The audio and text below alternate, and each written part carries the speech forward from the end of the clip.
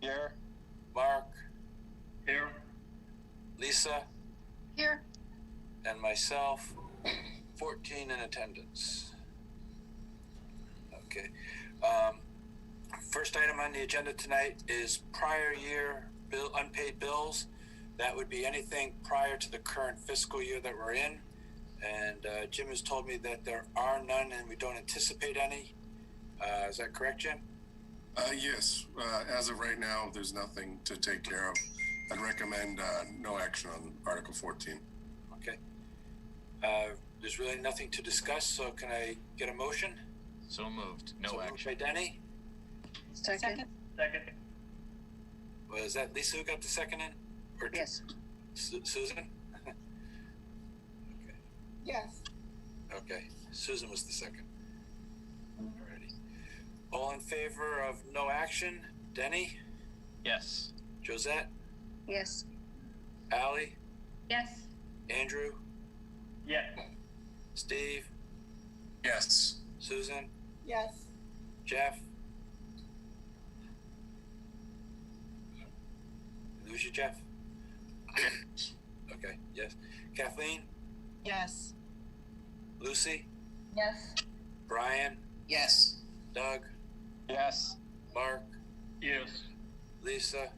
Yes. And myself. 14-0-0 for no action on Article 14. Thank you. Just leading into the citizens petitions, there are two that are zoning related. The planning board will be doing their hearing a week from Thursday. We can hear the presentations tonight, take all their input, digest it, and wait for the planning board to hold a public hearing, or you can act on them tonight with the potential of having to reconsider afterward. I will leave that up to you as those articles come up. But first up is Citizens Petition 16, elimination of single-use plastic bags.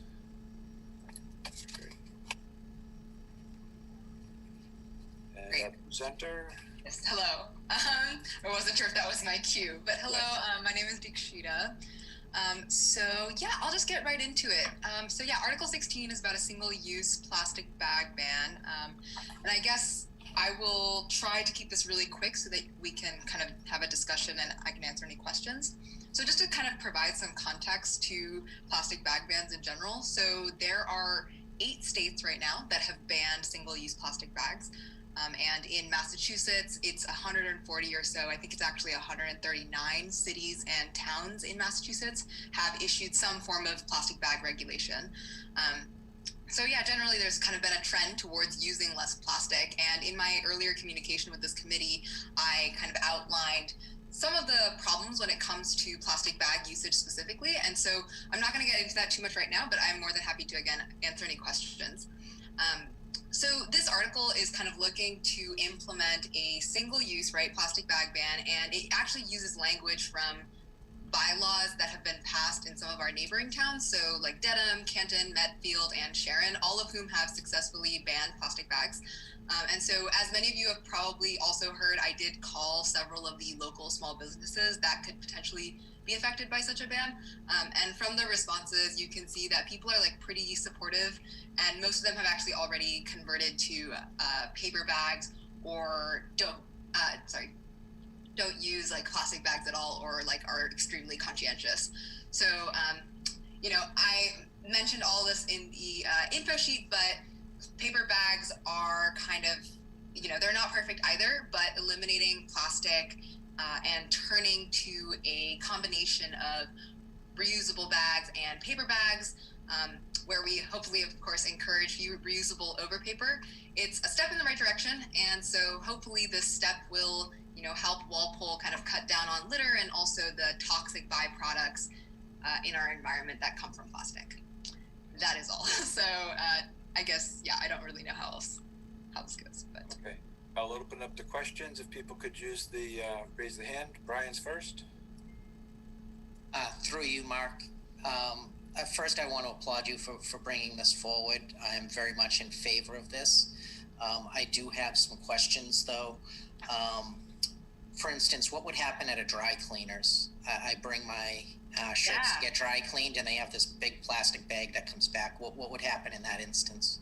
Yeah, absolutely. So right now, as it stands in the article, the only bags that would be affected are like those at the point of checkout bags with handles. So actually, like the dry cleaner, like plastic bag thing that you put over your clothes would not be affected. And so similarly, other bags that would be exempt from this would include, like the ones that you get for your like vegetables and things in like Stop and Shop. Those would also be exempt because they do not have handles.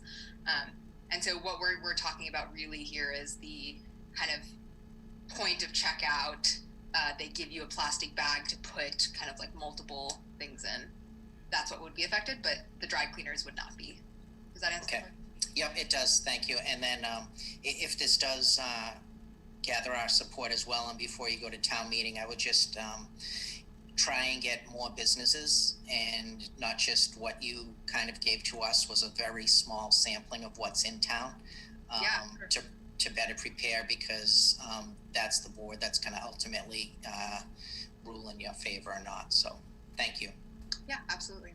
Actually, I have a quick follow-up to his question. So are the bags that are used for produce and dry cleaning, are they a different quality? Do they biodegrade faster? Are they just less likely to be thrown by the curbside? I mean, what's the difference between them and the normal checkout bag?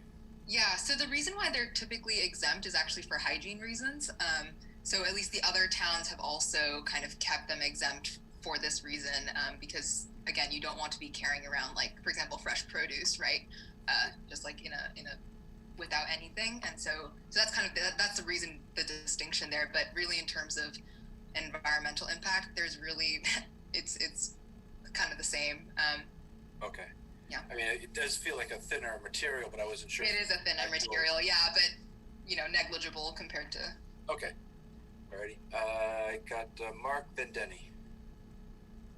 Okay. First of all, I'm curious about why you brought this forward. Do you work for an organization that's promoting this type of thing, or just what's your motivation in bringing it forward? Yeah, sure. I'm a student, actually, like a college student, so not really on behalf of any organization. It's just kind of I care about sustainability, and I've seen kind of a lot of Massachusetts towns have already done this, and I was curious, and I was just looking it up one day, like, oh, does Walpole have one?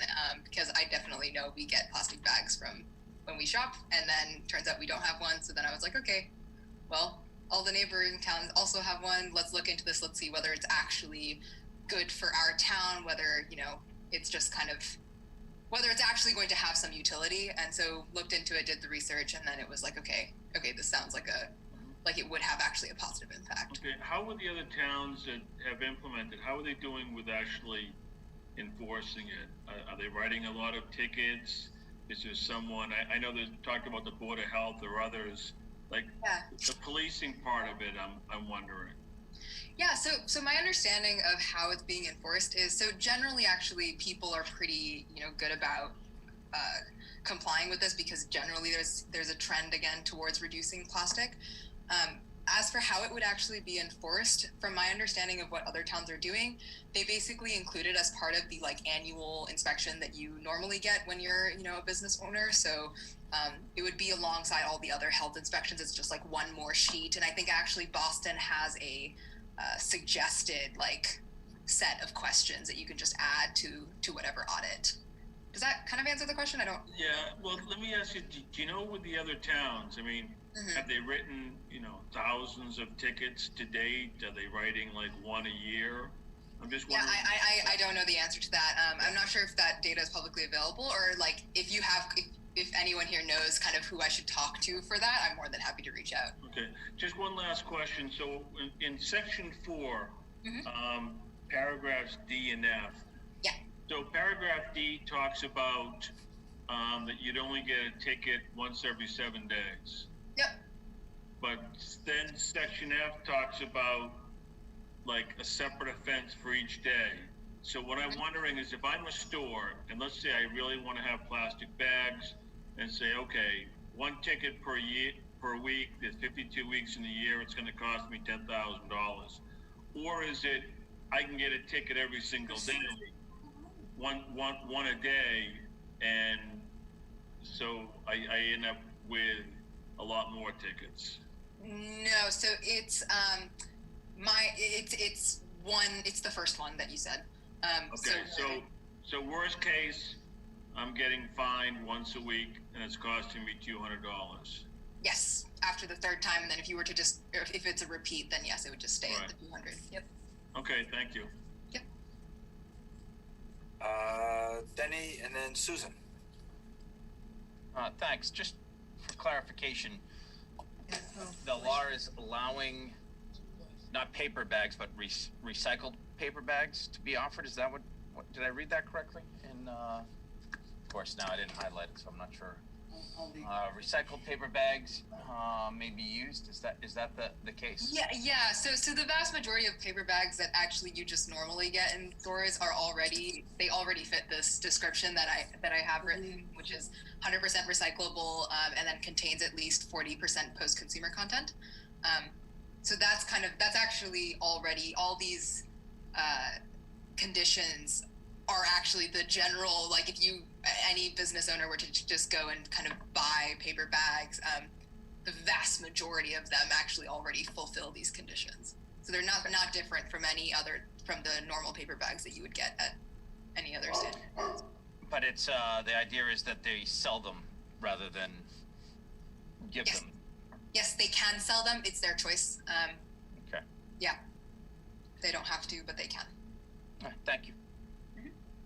Susan, Denali.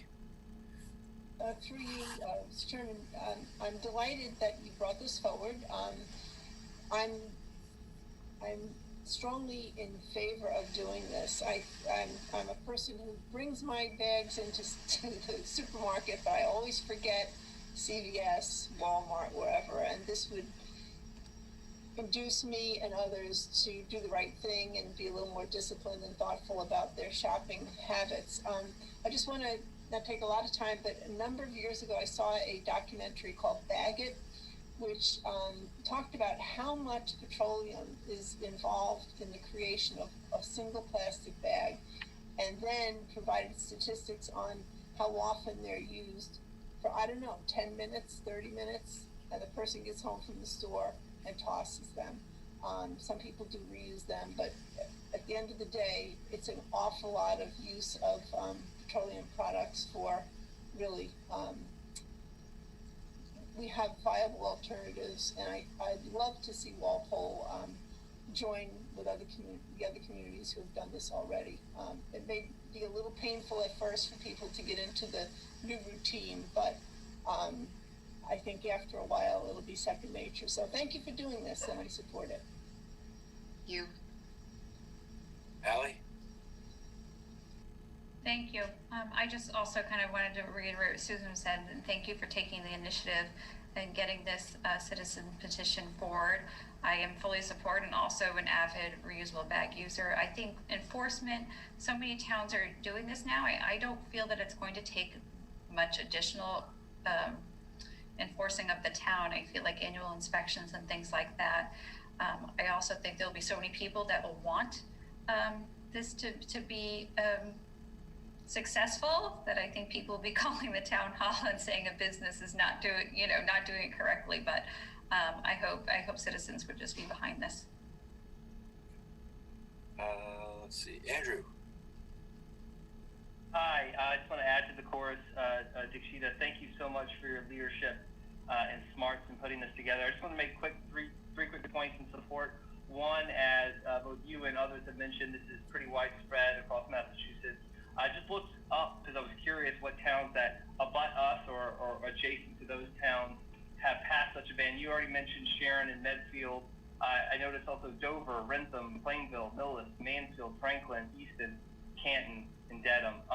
So that's the first point. It's very common. The second point I want to make is that we're already paying the cost. I know some folks may want to focus on the enforcement and the additional regulation with the Board of Health annual inspection of businesses, but we are already paying the cost, as you so clearly document in your summary of the environmental impact. And then third and finally, just so you all know, if you don't already, I live not even a football field away from the intersection of Common Street and Main Street in downtown Walpole. And so I walk all the time with my kids to the playground, by the library, up and down to CVS. And because I live close to all these retail establishments or restaurants, my kids, my 5-year-old daughter calls it pollution when she sees litter. So we see litter all the time. It blows into our yard all the time. So when we go to the library, the playground in Walpole Center and walk around, my daughter will insist on bringing a bag, a trash bag, to pick up the pollution, the litter. And so I think the benefits to this aren't just environmental, they're also the aesthetics of Walpole Center, and other dense commercial spots will be, I think, a lot cleaner. So thank you for all your leadership. And I know other groups in town like Walpole Green and Keep Walpole Beautiful have been organizing regular litter pickup days, and just a shout out to them. So strongly in support of this. Thank you. Okay. Doug.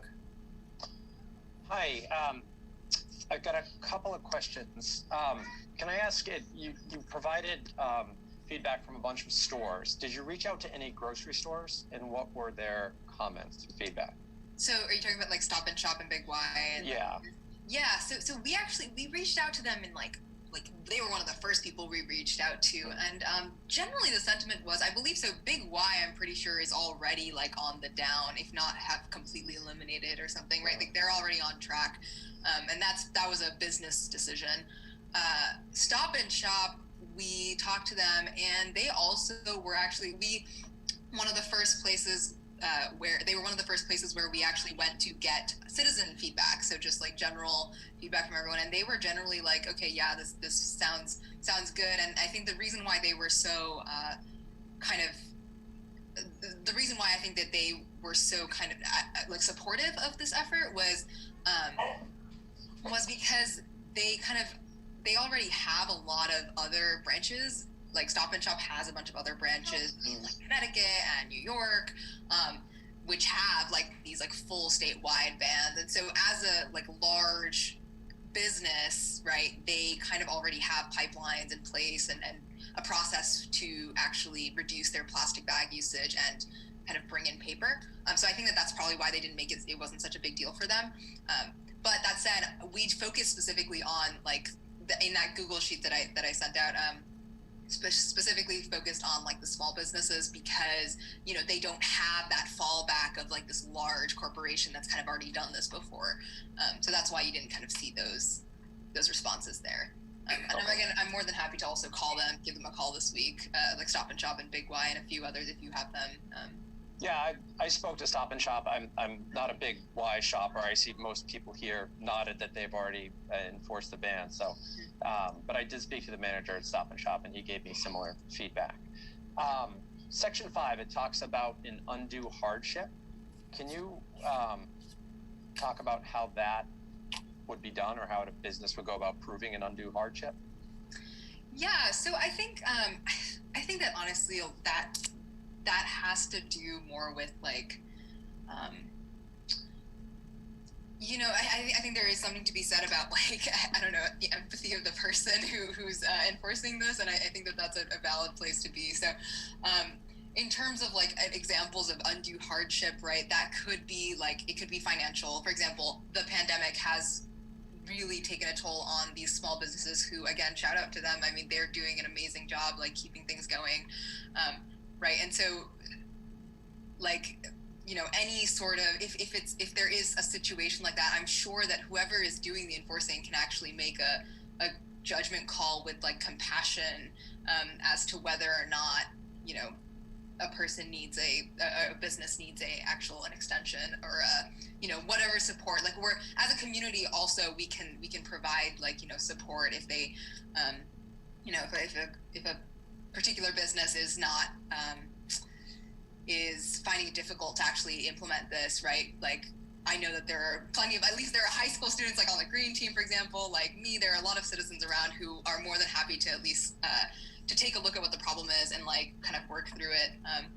So yeah, I think generally the answer to your question is like, there isn't any sort of cut and dry, here is what a hardship entails, because it's so subjective and it's so personal to every situation. And so I think it's going to have to be a call on the part of whoever is actually doing like an audit or what have you. So it would be up to the people who enforce it, the Board of Health, or? Yeah, basically.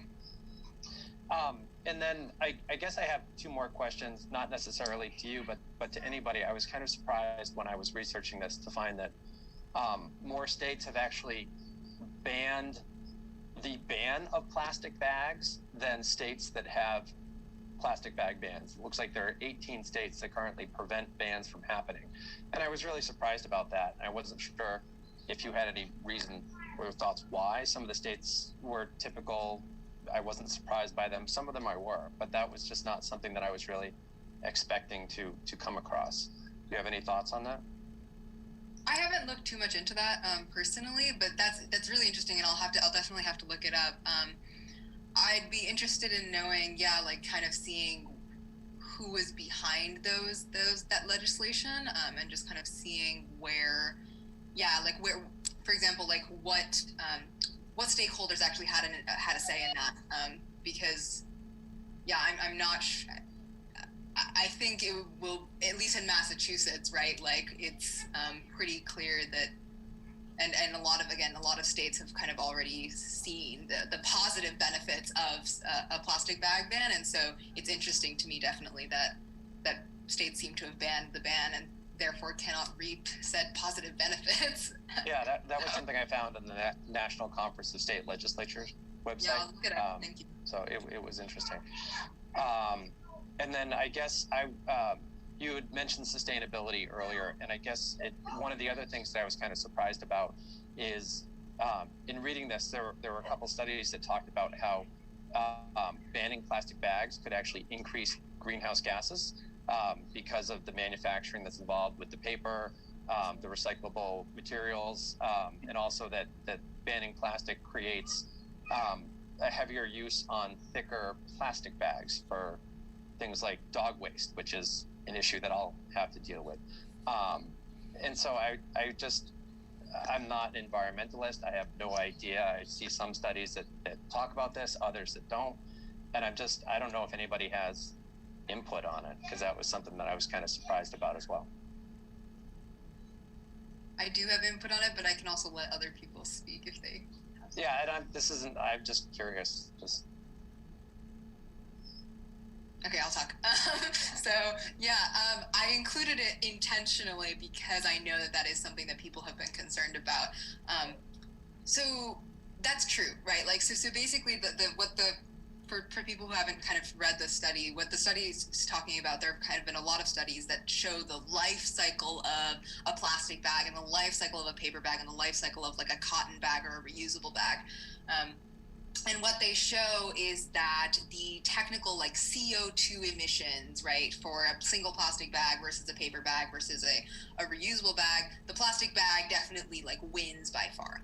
However, these studies do not touch on the actual toxic byproducts, right? So this is less of an argument of basically what the studies argue is the energy intensity required to actually produce these like plastic bags, plus the actual petroleum that goes in is actually less. But if you think about the paper industry and the like cotton industry, there are mechanisms in place for them to reduce the carbon emissions of these processes.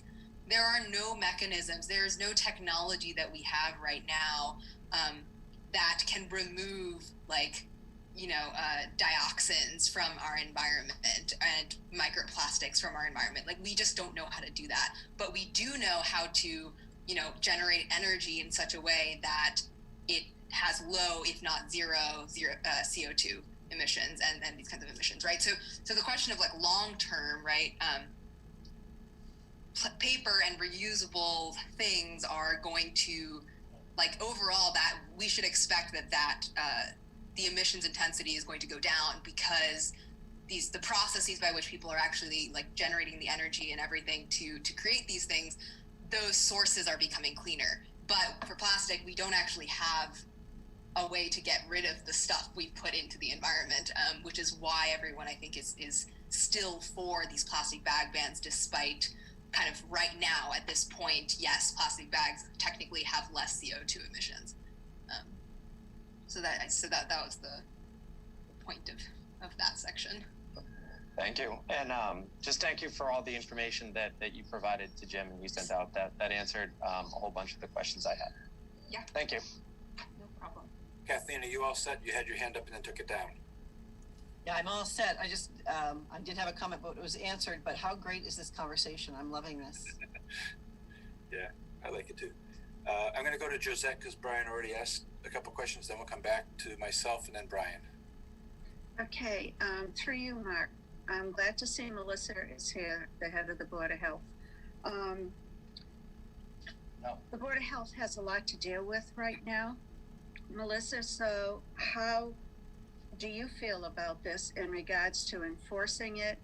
And how would you go about enforcing it? And are you going to have, you know, extra inspectors for this? How is this going to hypothetically, physically work within your department? Hi, so through you, Mr. Chair. So definitely great point, Josette. As you know, we are dealing with a pandemic right now. I definitely think Dick Sheeta did an amazing job outlining the plastic bag ban, but I think we do need to be mindful with what goes along with implementing it. So obviously there's going to have to be initial outreach to all of the businesses, letting them know of this change, preparing them for it. And then obviously a letter would go out to state when the start date would be, and then obviously enforcement after the fact. I think it is a really good idea to incorporate that in our regular inspections, but as you know, with COVID, we're constantly getting complaints, whether people aren't wearing masks, whether people aren't adhering to guidelines. So I anticipate this at least up front with the plastic bag ban going into effect. So we may need more manpower. Obviously, you know, we're a smaller office, so I think it's good to be mindful that we may need additional resources to actually put forth the plastic bag ban. Thank you. Can I actually make a point on that? Just because, so super hear you, and also I'm just, yeah, I don't know. You guys are amazing.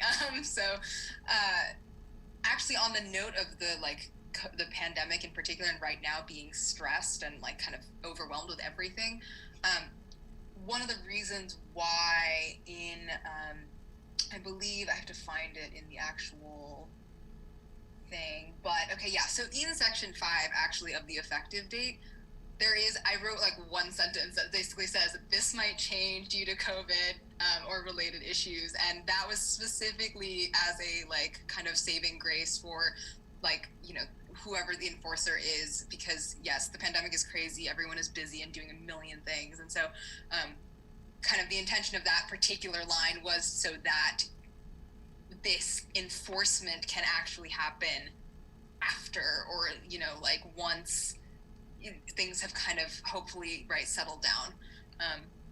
So just that's kind of just, it's there, and I just wanted to bring attention to it. I had a couple of questions on the survey you did of local business establishments.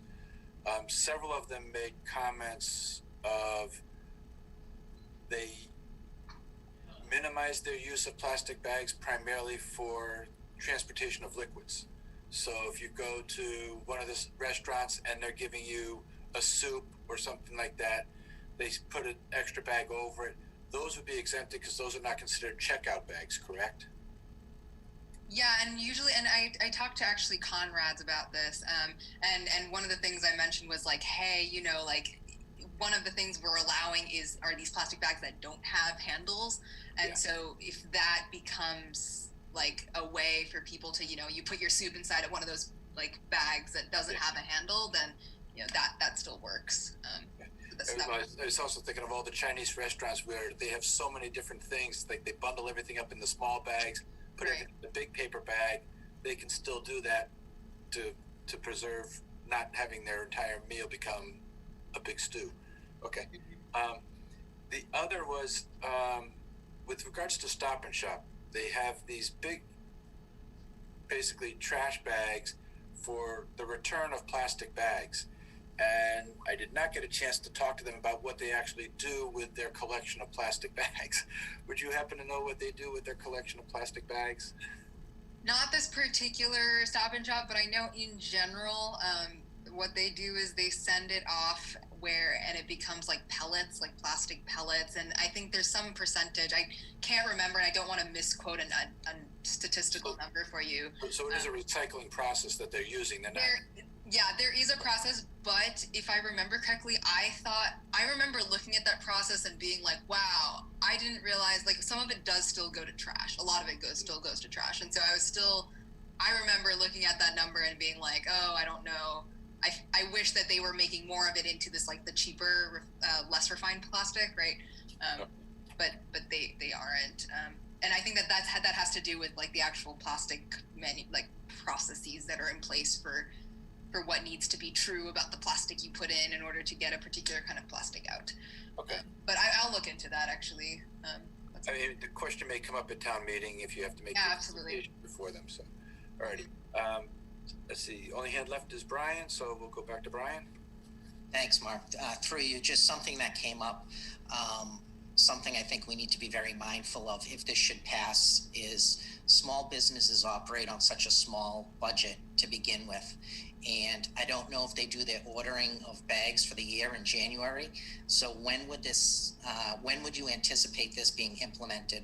I want them to have plenty of notice to go through whatever inventory they might have left, so that they don't get financially hurt. Yeah, absolutely. So that is also written in here. So the businesses would have, I believe, 1 year. So the vast majority of the small businesses that you're talking about do fall into the category of having floor area less than 3,500 square feet.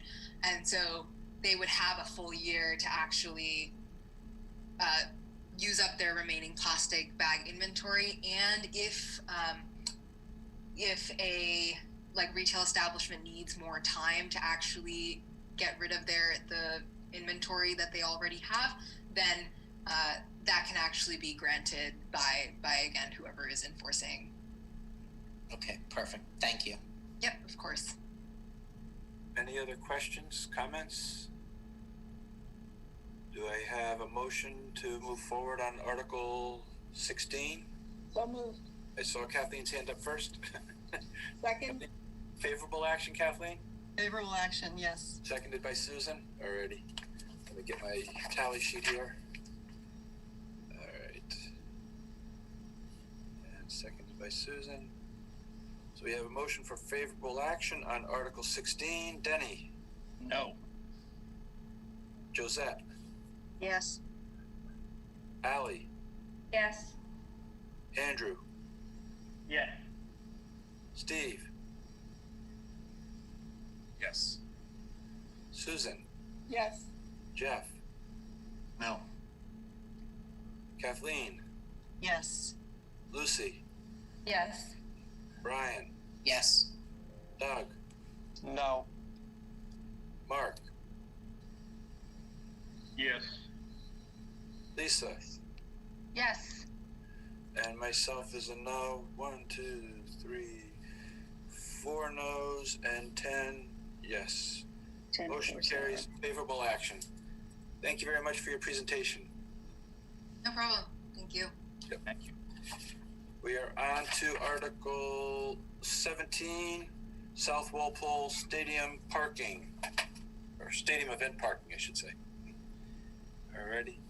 I believe Jack Wiley's our lead petitioner.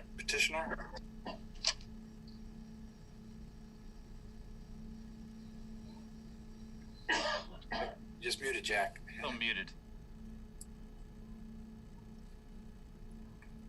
Yep, you're back to mute again, Jack.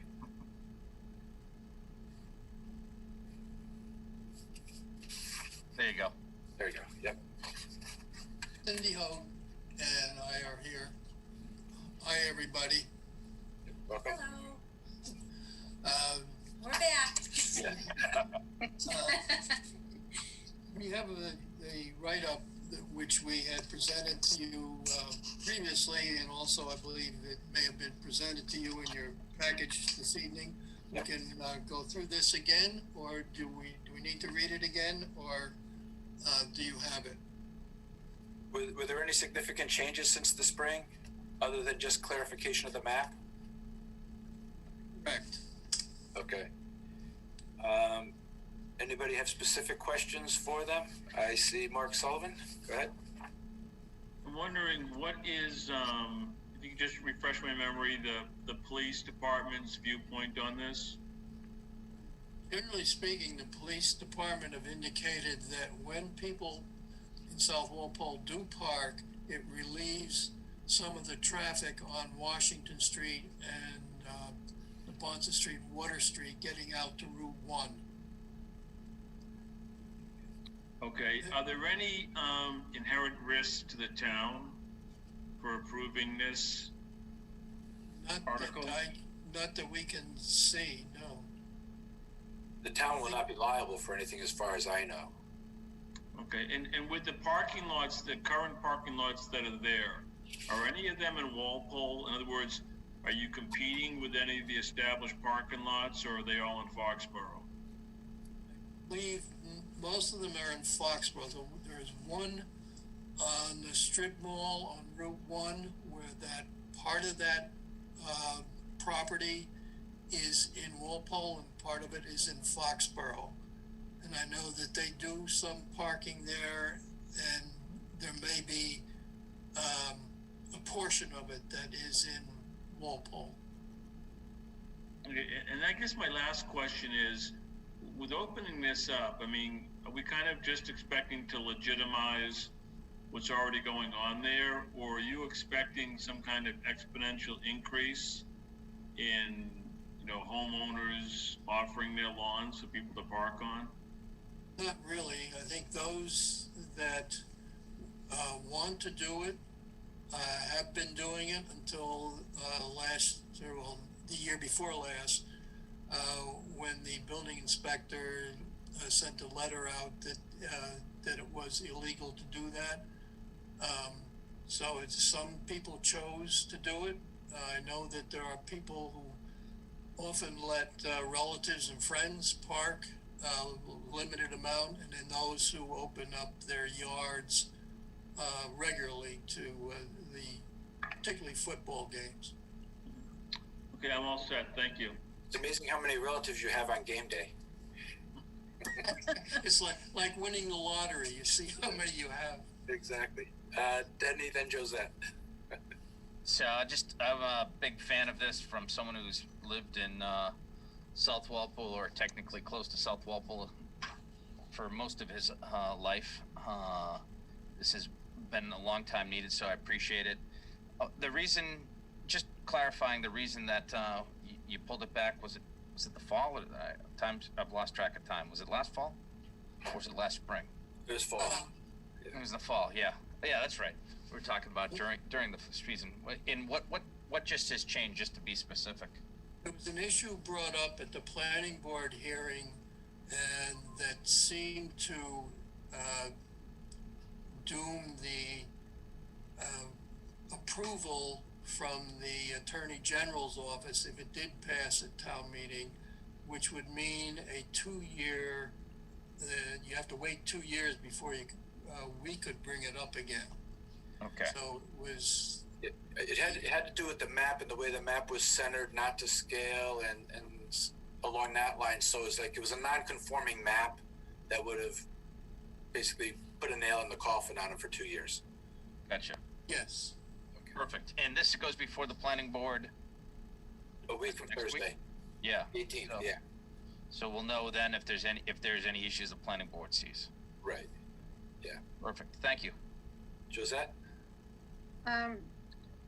Correct me if I'm wrong. As of now, it's illegal to have parking on private property. And what this is gearing to is that everybody who's going to do this going forward, hypothetically, they have to get a permit, and the permit's being issued by the town. Now, how long is that permit good? Is it for one season? Is it for multiple seasons?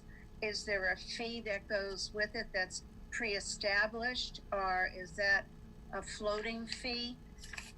And whatever resources are gotten by having the parking lot on an individual's property, there's Nothing, because they've got the permit, so they're, whatever they do is their money, whatever they get from the parking fees. It's between them and Uncle Sam, basically, correct? Yes, well, there is a fee that the town would charge to the individual homeowner. In order to get the permit, there is a fee for that, which this would be administered through the building inspector's office. Has something like this already been pre-established previously? I think in our last discussion, it was the building inspector would set the allowable number of parking spaces, and the fee may or may not be directly linked to the number of spaces that were being approved. Okay. So Josette, if I could just jump on that. We do already have a licensing fee that we charge the parking lots that do have stadium parking. The one I'm thinking of is right behind Papagino's there on the Foxborough Walpole line. There's a couple other ones along there too. I think Eastern Pearl used to do it. I don't believe they do it anymore. Yeah. And I believe it's a fee. It was nominal. I think it was $7 per space or something. So this will basically, this bylaw as written would allow the building commissioner and our design review team to review each application as they come in and basically recommend favorable or not favorable action. And then they'd have to come before the board each year as the other few parking lots do. So it's an annual renewable fee, permit? Yes. Thank you. And Jim, the permit would be good for any stadium event, so it's not just the home football games, it's concerts, soccer.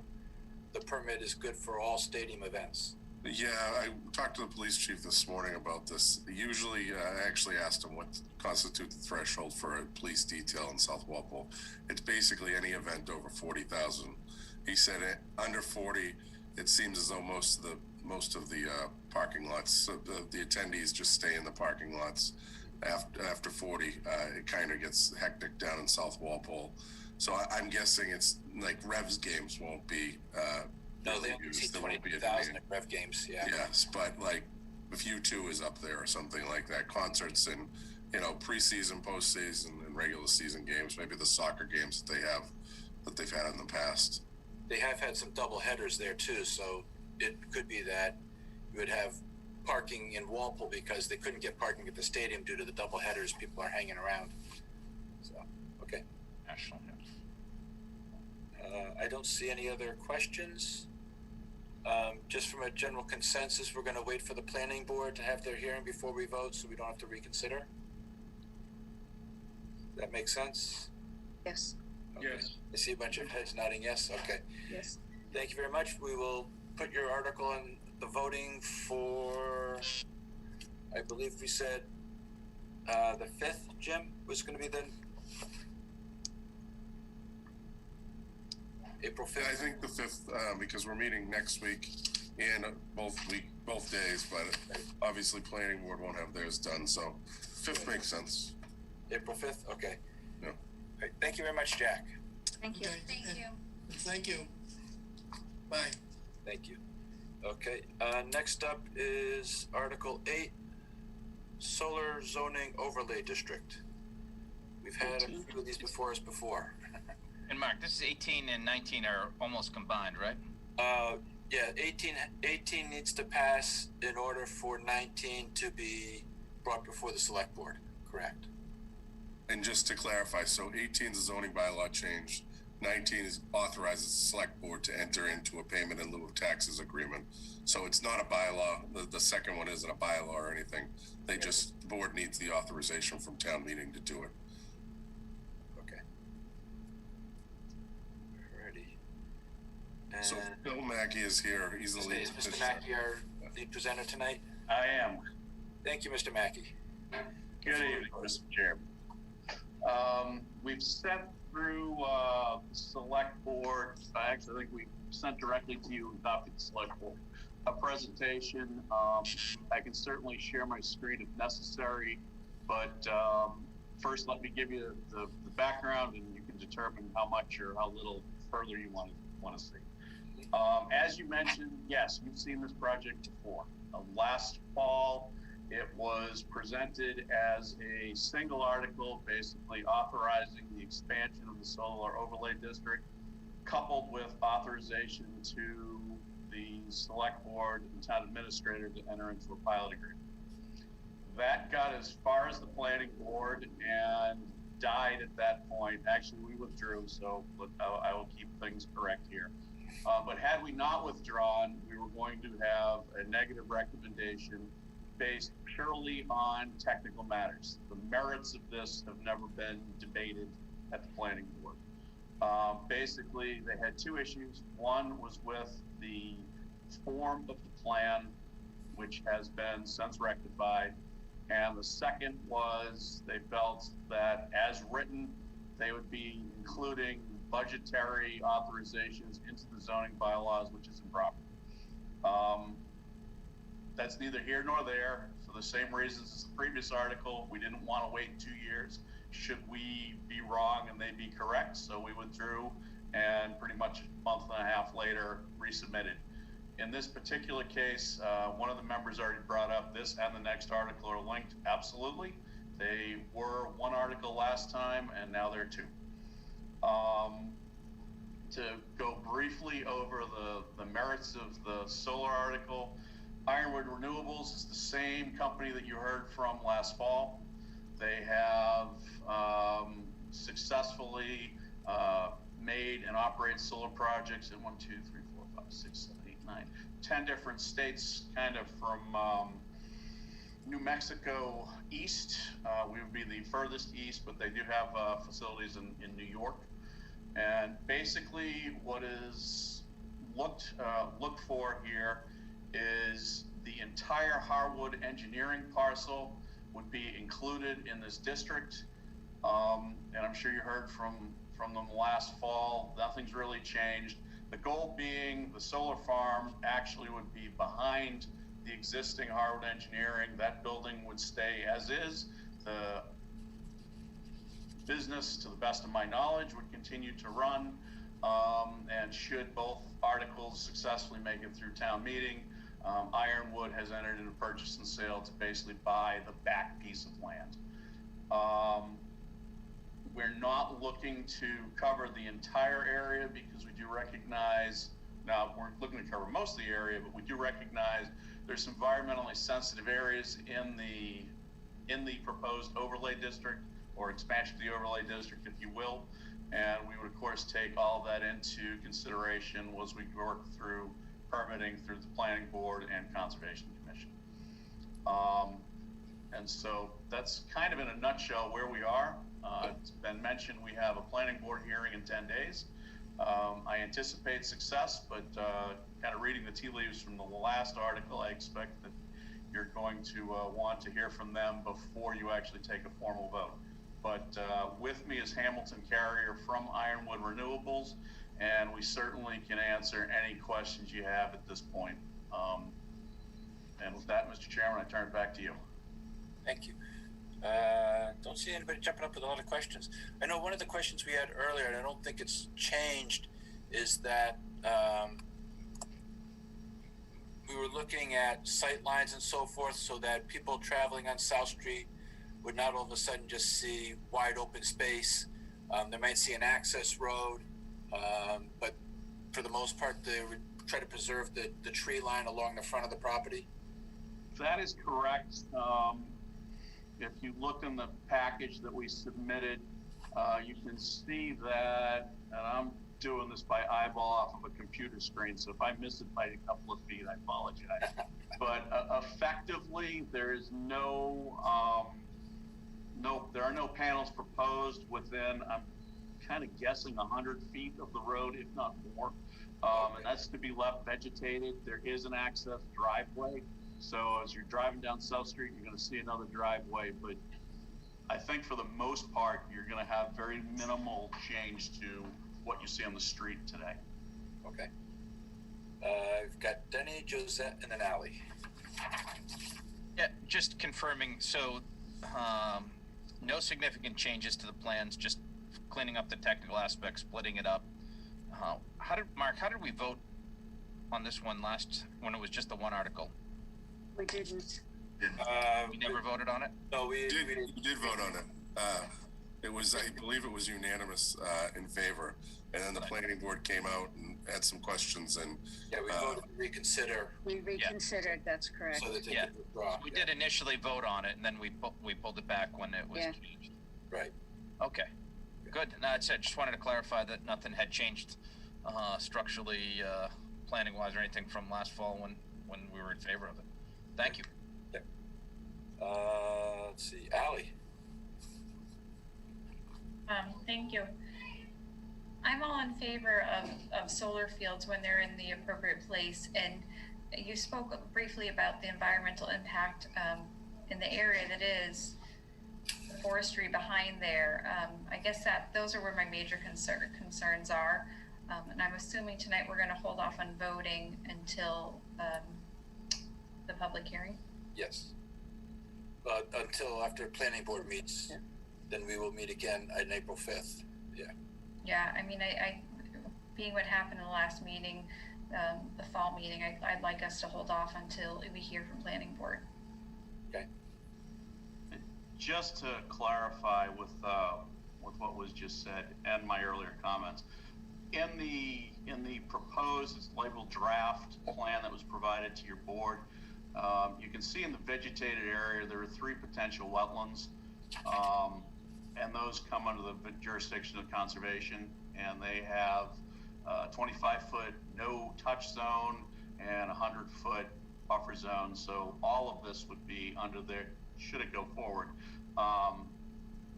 that part would be under their jurisdiction to ensure that the sensitive areas on the site actually remain untouched and aren't just bulldozed in or what have you.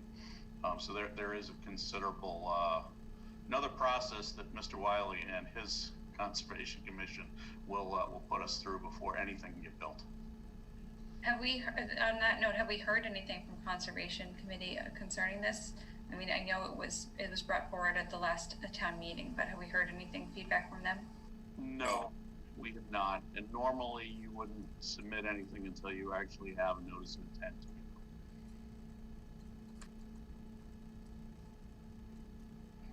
Just basically, we're asking you for permission to apply to build, not if this passes the and is included into the zoning bylaw. All that does is give us permission to go to boards and ask permission to build. In and of itself, your action isn't allowing us to do anything beyond that. All set, Ally? Yep, I'm all set. Thank you. Jim, quick question on the pilot portion. The payment in lieu of taxes is based on what's on top of the land. They would still pay real estate taxes on the open land, and this is just for the operations above the ground? This is for the equipment. Yeah. As we've done in the past. Okay, so yeah, I couldn't remember if we had clarified that previously, but the land would still be taxed as land, and then the operations above is a payment in lieu of taxes because you really don't have commercial buildings to go and assess, correct? Correct. Okay. I don't see any other questions. We're going to hold off on our vote until after the public hearing with the planning board. Thank you, Mr. Mackey. Thank you, Mr. Chairman. Ready? So 17, 18, and 19 are being moved to April 5th, which is becoming a busier night. But we definitely want to hear back from the planning board before taking any action.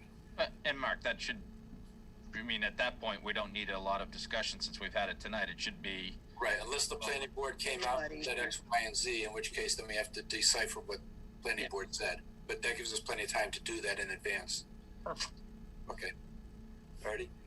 Next up is Mr. Pila with Article 20.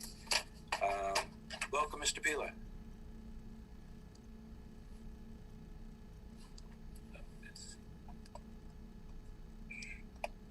Is he not here? I'm just checking. He should be there. Yeah. Let's see. Scanning the list. I don't see him in the participant list.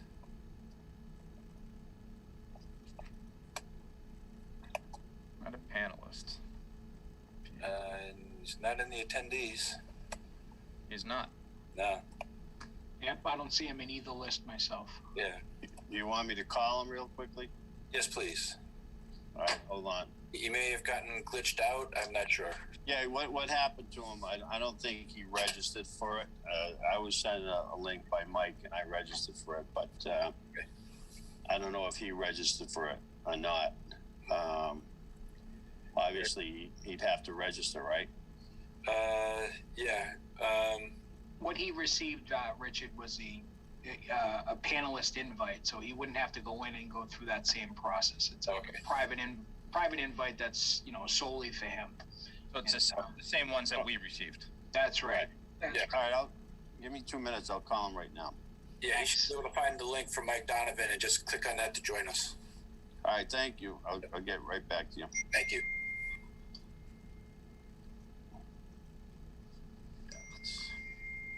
How much time are we going to wait, Mark? Give him some time, and I'm not saying not give him time, but Well, actually, what I'm going to do is we do have 2 sets of minutes. Okay. If people had a chance to go through them, we can at least move on those while we're waiting. And hopefully within the next 5 to 6 minutes, he'll respond back in and we can move forward. If not, then we will. Yeah, that's perfect. Yeah. I started at 5 minutes. Make a decision after the minutes. Yeah. So we have minutes for August. Okay. I just contacted him. He's coming on right now. Okay, we're gonna do our minutes to give him a chance to log in, and then we'll start after we take care of our 2 sets of minutes. Okay. Okay, sounds good. Thank you. So, everybody get a chance to look at August 31st, which was our organizational meeting and introduction to the articles.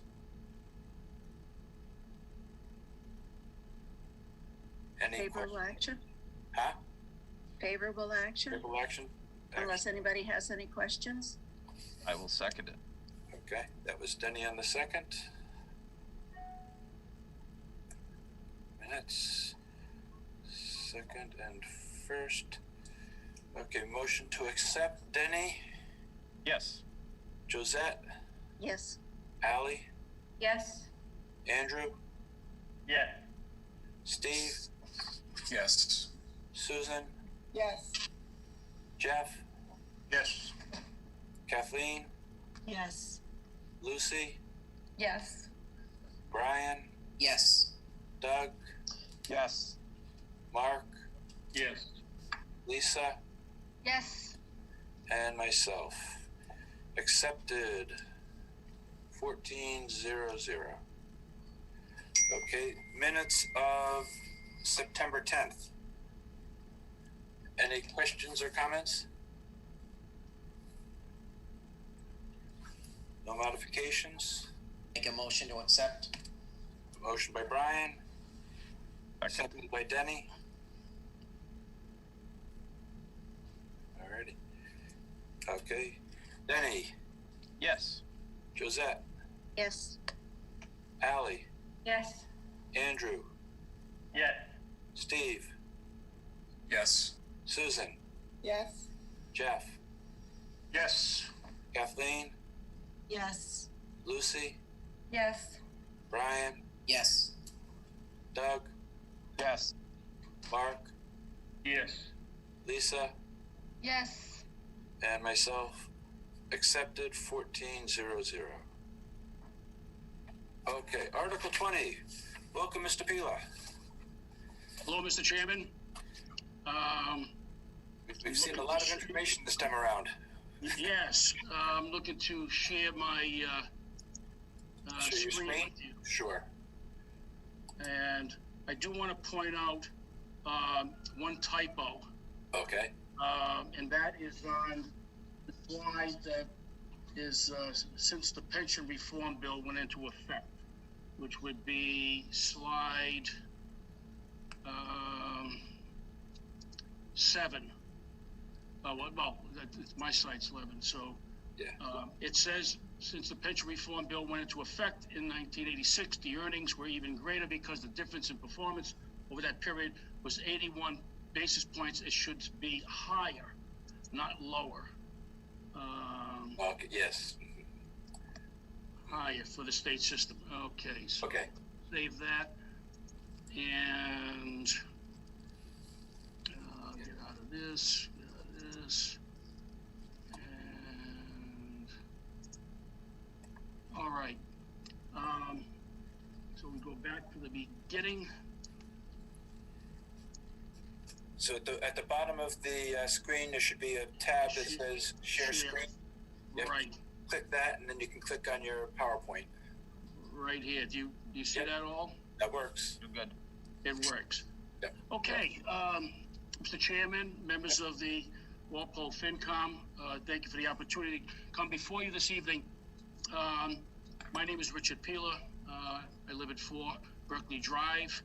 And my petition has to do with the employee pension system here in the town of Walpole. And my petition is that we move from the Norfolk County retirement system to that of the state. Before I begin, I want to introduce a gentleman who some of you, maybe most of you know. He is an RTM member from Precinct 3, Richard Zaccaro, who collaborated with me on putting this this presentation together. And the reason why I would like Dick to say hello is because of his unique background on this subject. Dick, can you just Sure, real quickly, I don't want to bore you with my background, but real quickly as it pertains to what we're going to review tonight, I have over 30 years in the investment industry. At one time, way back in the late 80s, I was chief of pension fund operations for the state pension fund under Treasurer Crane. I was a pension fund consultant for 15 years, and I advised more than 21 mass contributory retirement systems, including Norfolk County at one time. I had, then I started my own business for 10 years where I was a third-party placement agency and successfully raised more than $250 million for investment firms all over the country. Over the years, I've served on many financial boards, both private and public. One role, I was elected as the Plymouth County Charter Commissioner Treasurer. And lastly, I wrote my own book on the pension fund industry based on my experiences, sort of like a tutorial for any college students or anyone for that matter that has an interest in getting in the investment business. And thank you very much for the opportunity to assist Richard in the presentation. And I'd be happy when he's done, as Richard would, to take any questions you may have. Thank you. Thank you, Dick. So, Mr. Chairman, I'm going to go through this fairly quickly. I know that Jim Johnson distributed the materials that I provided him to all of your committee. And so perhaps most of the FinCom members have had a chance to look through this. Again, as I mentioned, we're not looking for Walpole to get out of the retirement system, but just to change from the Norfolk County to the state. And the reason, we go to the next slide. Hello. Okay. The town of Walpole is a participant in the Norfolk County retirement system, but the Norfolk County system has lagged behind the state system significantly. And we're going to show this evening the amount of money that the town of Walpole has left on the table through this process. How much money are we talking about? Well, we all, the current and future retirees pension fund comes from 3 sources: employer contributions, employee contributions, and investment income. This slide talks about the difference in the rate of return on pensioners on the pensions between the state and Norfolk County. And when you're talking about the volume of dollars that we're talking about, a half a point is significant. Represents a significant amount of money. One of the you actually have that dollar. Do you have that dollar amount? Yes, Yeah, we're coming to that. Yep. We're coming to that. Yep. So this shows the difference between the Norfolk County's performance and the state performance over the last 5 years, 10 years, and 35 years. And those numbers are really significant. Where does this information come from? It comes from PRAC. PRAC. Thank you, Dick. That's, by the way, an acronym for the Public Employee Retirement Administration Commission, and they regulate all 104 contributory retirement systems in the state. All right. Our next slide is, and again, because and you have these attachments, but because of how much information there is on each one of those, if I put it in the PowerPoint, you would not have been able to read it.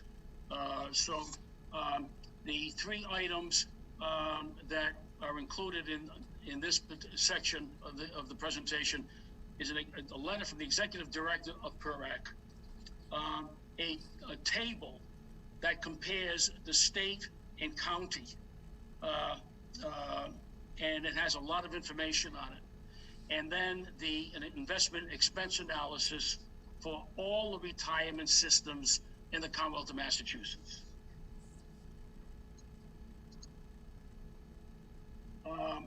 Regarding the performance between the county system and the state system, Richard, over the last, they have that as a handout, right? Yes. Does anyone not have it? Okay. You should all have it. All right, let me just make two quick points on a letter from the executive director here that Richard highlighted in yellow. On the first page, PRAC established a return assumption of 7.15 for the state employees and teachers retirement system for calendar year 2020. That is the actuarial rate of return the actuary sets, which means basically all systems are being called for to be fully funded by the year 2028 unless they extend the amortization schedule. And all these systems, most every one of them, lowered their assumptions from 8.5 down into the 7% range. Now, what that means is they're lowering the investment expectations, which means you have to make up for that, and other categories being employer contributions or employee contributions. So that's one significant factor, and that's why when Richard will show you a chart in 2019, Walpole assessments from Norfolk County was $5 million. That's the highest it's ever been. That's because they're tuning down the investment expectations. And on the second page, once we get into the fee analysis, I'm giving you an idea here what the range is, the expense ratio to run a retirement system. And you can see it's a high of 99 basis points, which is almost 1%, all the way as a low of 29 basis points. That's very significant. So I just wanted to point that out. And then the other handout is the actual fees. Norfolk County is running their expense ratio at 0.78 basis points, and the PRIT fund is running theirs at 54 basis points. And basically the reason for that is Norfolk County may give out an investment manager an amount of $25 million, and there's a sliding scale as far as fees go. So the manager will charge them a lot more money to invest $25 million than the state handing out $250 million. So I just wanted to point out the significance of that. And the last thing, those two charts comparing both systems, take a look at the funding ratio. The funding ratio is higher for the state versus Norfolk County as well. So I just wanted to point that out. Thank you. Thank you, Richard. The slide that you're seeing now on your screen, over the last 10 years, and this information came from a few different sources. One, the county assessments, which is Walpole's contribution. Jim Johnson, our town administrator, provided this information. The Walpole employee contribution was provided by the executive director of the Norfolk County Retirement Board. And also the total assets of Norfolk County. You take Walpole's percentage, multiply that, and that is how you arrive at Walpole's assets. Over the 10-year period, the state system, over this 10-year period, the state system outperformed the county by 0.56%. And those are the actual dollar numbers. So over this 10-year period, Walpole, by being in the Norfolk County system versus the state system, you want to say lost or left on the table, $3.1 million. And if you compounded this, we go to the next, if you compounded this number, it's going to be significantly higher. And then, Richard, also since 1986, which is more relevant, that's when the pension reform legislation was passed, calling from a pay-as-you-go system to a fully funded system in the year 2028. The differential between the two systems is 81 basis points. So that is huge over those that 35-year period. Not to mention, like Richard said, the compound interest rate. All right. So this slide, we just a repeat of what Richard just said. And what are some of the differences? Why is the state numbers significantly different than the counties? Well, first of all, the state has a pool of almost $30 billion versus the county a little over $1 billion. So the efficiencies are significant. When you look at the operational expense ratio, the state is 55 basis points versus the county 78 basis points. That's an asset value volume discount. So the advantages of being in the state system, or the reasons why the state system, why Walpole would be better served by being in the state system, is because the state system is more diversified, it's less expensive, and it's better managed. Yeah, and just a few things to point out there. Norfolk County has one general consultant. The state pension fund probably has at least a half dozen consultants. So they'll have a specialty consultant for equities. They'll have one for fixed income. They'll have one for private equity. They'll have one for real estate. They'll have one for hedge funds. They'll have one for venture capital. And I'd say the staff of the PRIT fund is at least somewhere between 25 to 50 employees. And they just, by the way, 2020 had a banner year during COVID. They led almost every public pension fund in the entire country in returns. And that's because they had a lot more private equity that returns a lot higher performance. Go ahead, Richard. Right. So to answer the gentleman question about, well, what was the dollar amount we're talking about? $3,101,324, and that is without compounding, including the compounding interest factor. What does that dollar amount represent?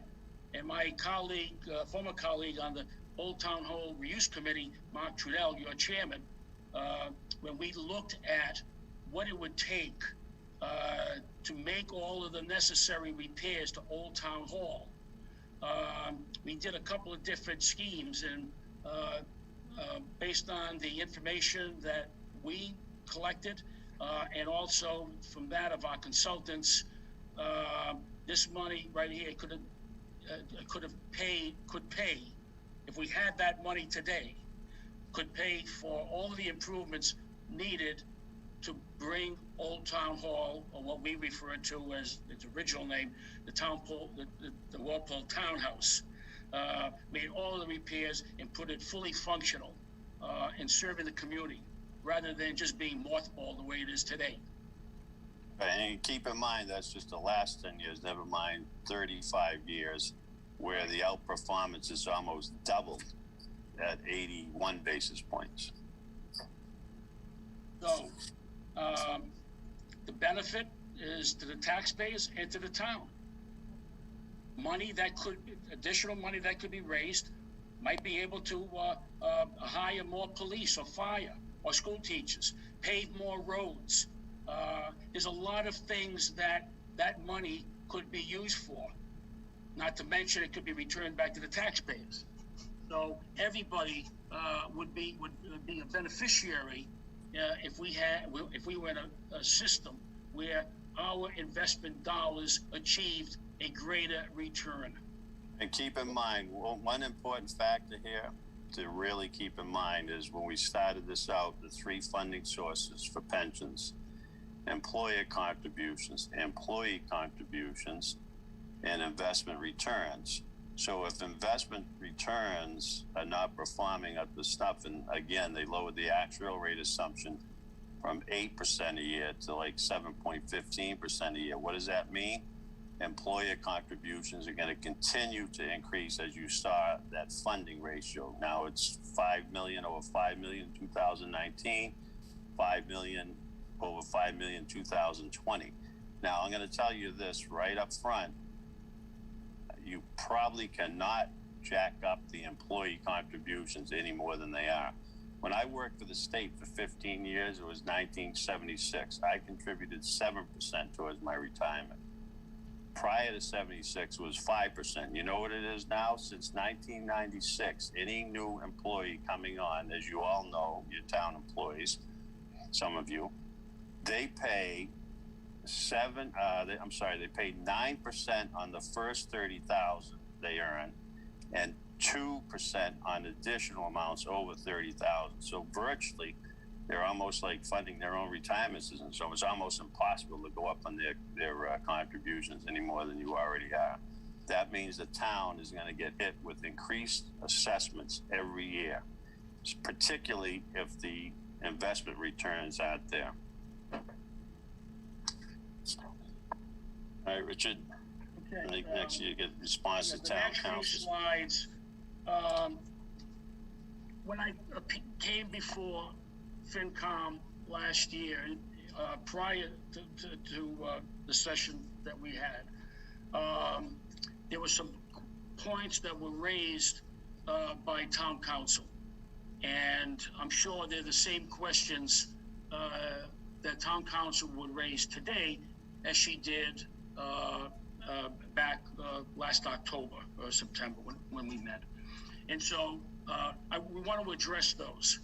And first of all, one of the comments made by town council was, I do not believe that it is viable to pull out of the Norfolk County retirement system. The Norfolk County retirement system is overseen by the Pension Reserves Investment Management Board, PREM. Unfortunately, town council doesn't know what she's talking about, because the system isn't run by PREM. Go ahead, Dick. Well, yeah, I don't know if she doesn't know what she's talking about. She may have erred in her statement. Maybe she was referring to PERAC, but instead got the acronym PRIT as opposed to PERAC. See, PERAC, they regulate all the 104 retirement systems. They monitor performance every year. They give the approval list of managers that can invest in a retirement system, and they get a blanket. Once they're approved for one system, they can invest in 104 systems if the board chooses to do so. And they also monitor pension fund disability fraud as well. So there's a huge difference. The PRIT fund is managed by overseen by the PRIM board. They have about 9 board members. The governor has a couple. Then you have the teachers elected member, the employees elected member, public safety, and a few appointees. And the state treasurer is the ex officio chairperson of the PRIT fund.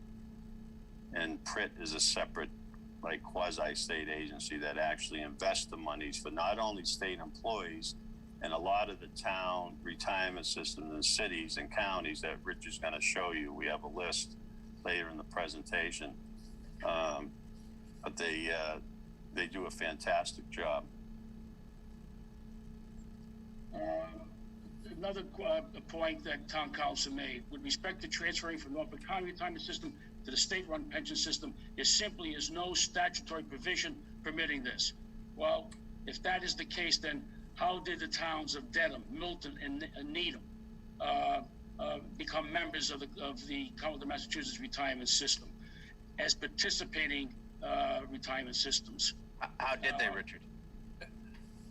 That's good, because they realized that the returns were better with the state than they were. Not that, but how did they? What was the legal procedure and the process they went through to move? Do you guys have that researched? Yeah. Our select board tomorrow morning could leave Norfolk County, give the Norfolk County retirement system a 30 days notice, and then move over to the state. Yeah, and so there's no magic bullet. Go ahead, Dick. Right. Some of these systems as well. At one time, you can invest your own retirement monies if you wanted to, but that wouldn't make sense because of the size of the town. But some of the towns may have, and then they decided that it was too expensive, so they said we're better off joining the state fund.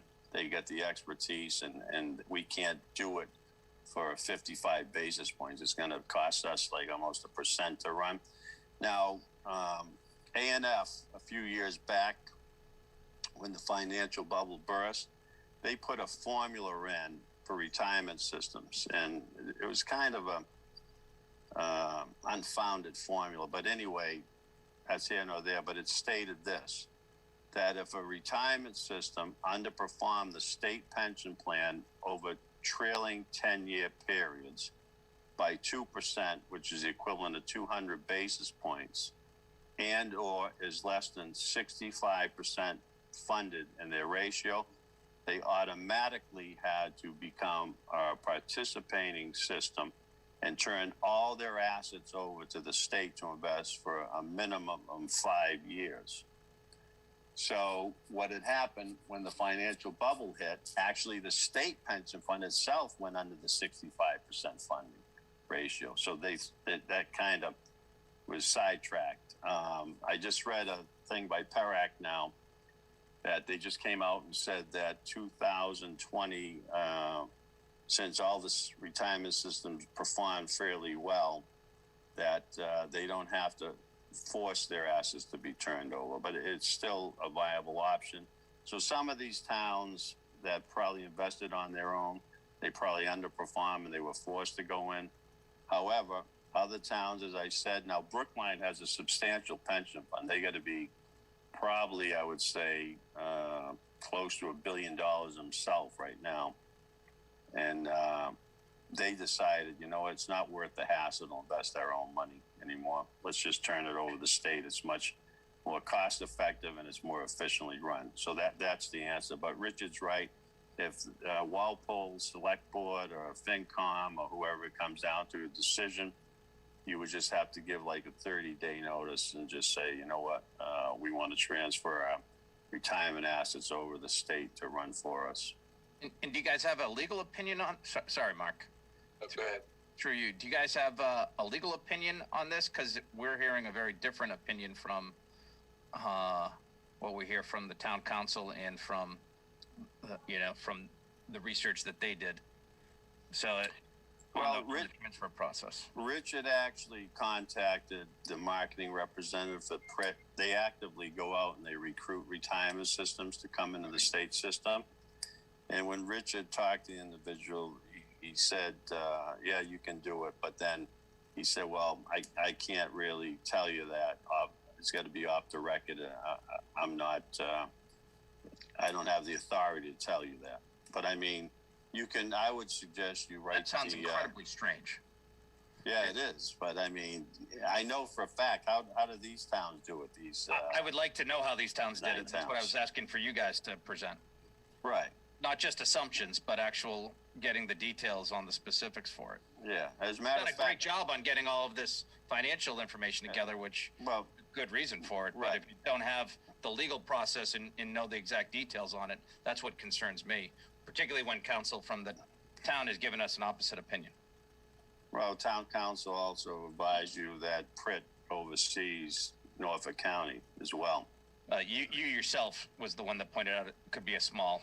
It could be, but still, so let's not put someone down. I'm just trying to find out some information here, specifically in regards to the details on how this works. You guys have done a great job to this point, putting out the financials behind it. Yeah, we could get a legal. Procedurally, I'm concerned. Yeah, we could actually contact the state treasurer herself and find out, and also, we can also have the gentleman that I spoke with, and again, this is going back several months, would be more than happy, or somebody from their marketing department would be more than happy to come before the town and talk about their program. I'm jumping in real quick because I have something I think is relevant. Go ahead. On your slide 13. 13. Okay, of the 104 Massachusetts contributory retirement systems, 39 are full participants in the group. All of the entities there are listed as retirement boards. And I went to Massachusetts General Law 32, Section 20, and read subsections 1 through 7. And we cannot join the state retirement board. We can join the state retirement system for purposes of investing assets. Right. But we have to create our own retirement board to administer all the paperwork required for collecting, reporting, and transferring employee information, handling we have to basically turn around and say to the state board, we're establishing a withdrawal for this participant. Here's their information, start releasing checks. We have to do all that record keeping and paperwork. Norfolk County does that for us now. So we would have to create a 5-person board by Massachusetts general law, a 5-person board of which some members can be compensated. They don't have to be compensated. But if it's a town employee who is working extra, they can get a stipend of up to $4,500 a year because they're going over and above their job description to be part of this board. And basically, we take over. We basically become the plan administrators, with the state being our investment manager. Right. Don't you already have some personnel in place there that helps people when they retire retire with their benefits? Well, there's human resources people, but they don't actually do all the extra legwork of administering a retirement plan. Right.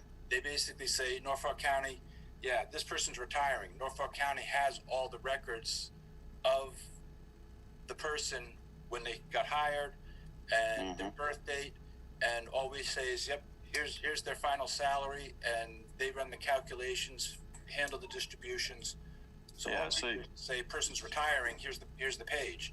But if we go into the state system, the state board is not doing that paperwork for us. They're managing. All right, so Norfolk County perhaps has maybe 1 or 2 staff members that does that. Right, but the thing is, we're now looking at turning around and saying we're creating a 5-person board, and now we have to handle all that. So we would not be hiring, hiring one full-time person to basically be the conduit between the employees and the state retirement fund. Right. So we are actually incurring some things. Well, it might not be a budgetary item. That staff might even get paid out of investment earnings as well. That's what they do with the state.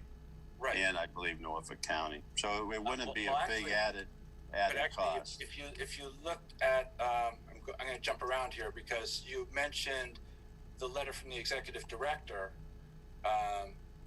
under his fee reporting.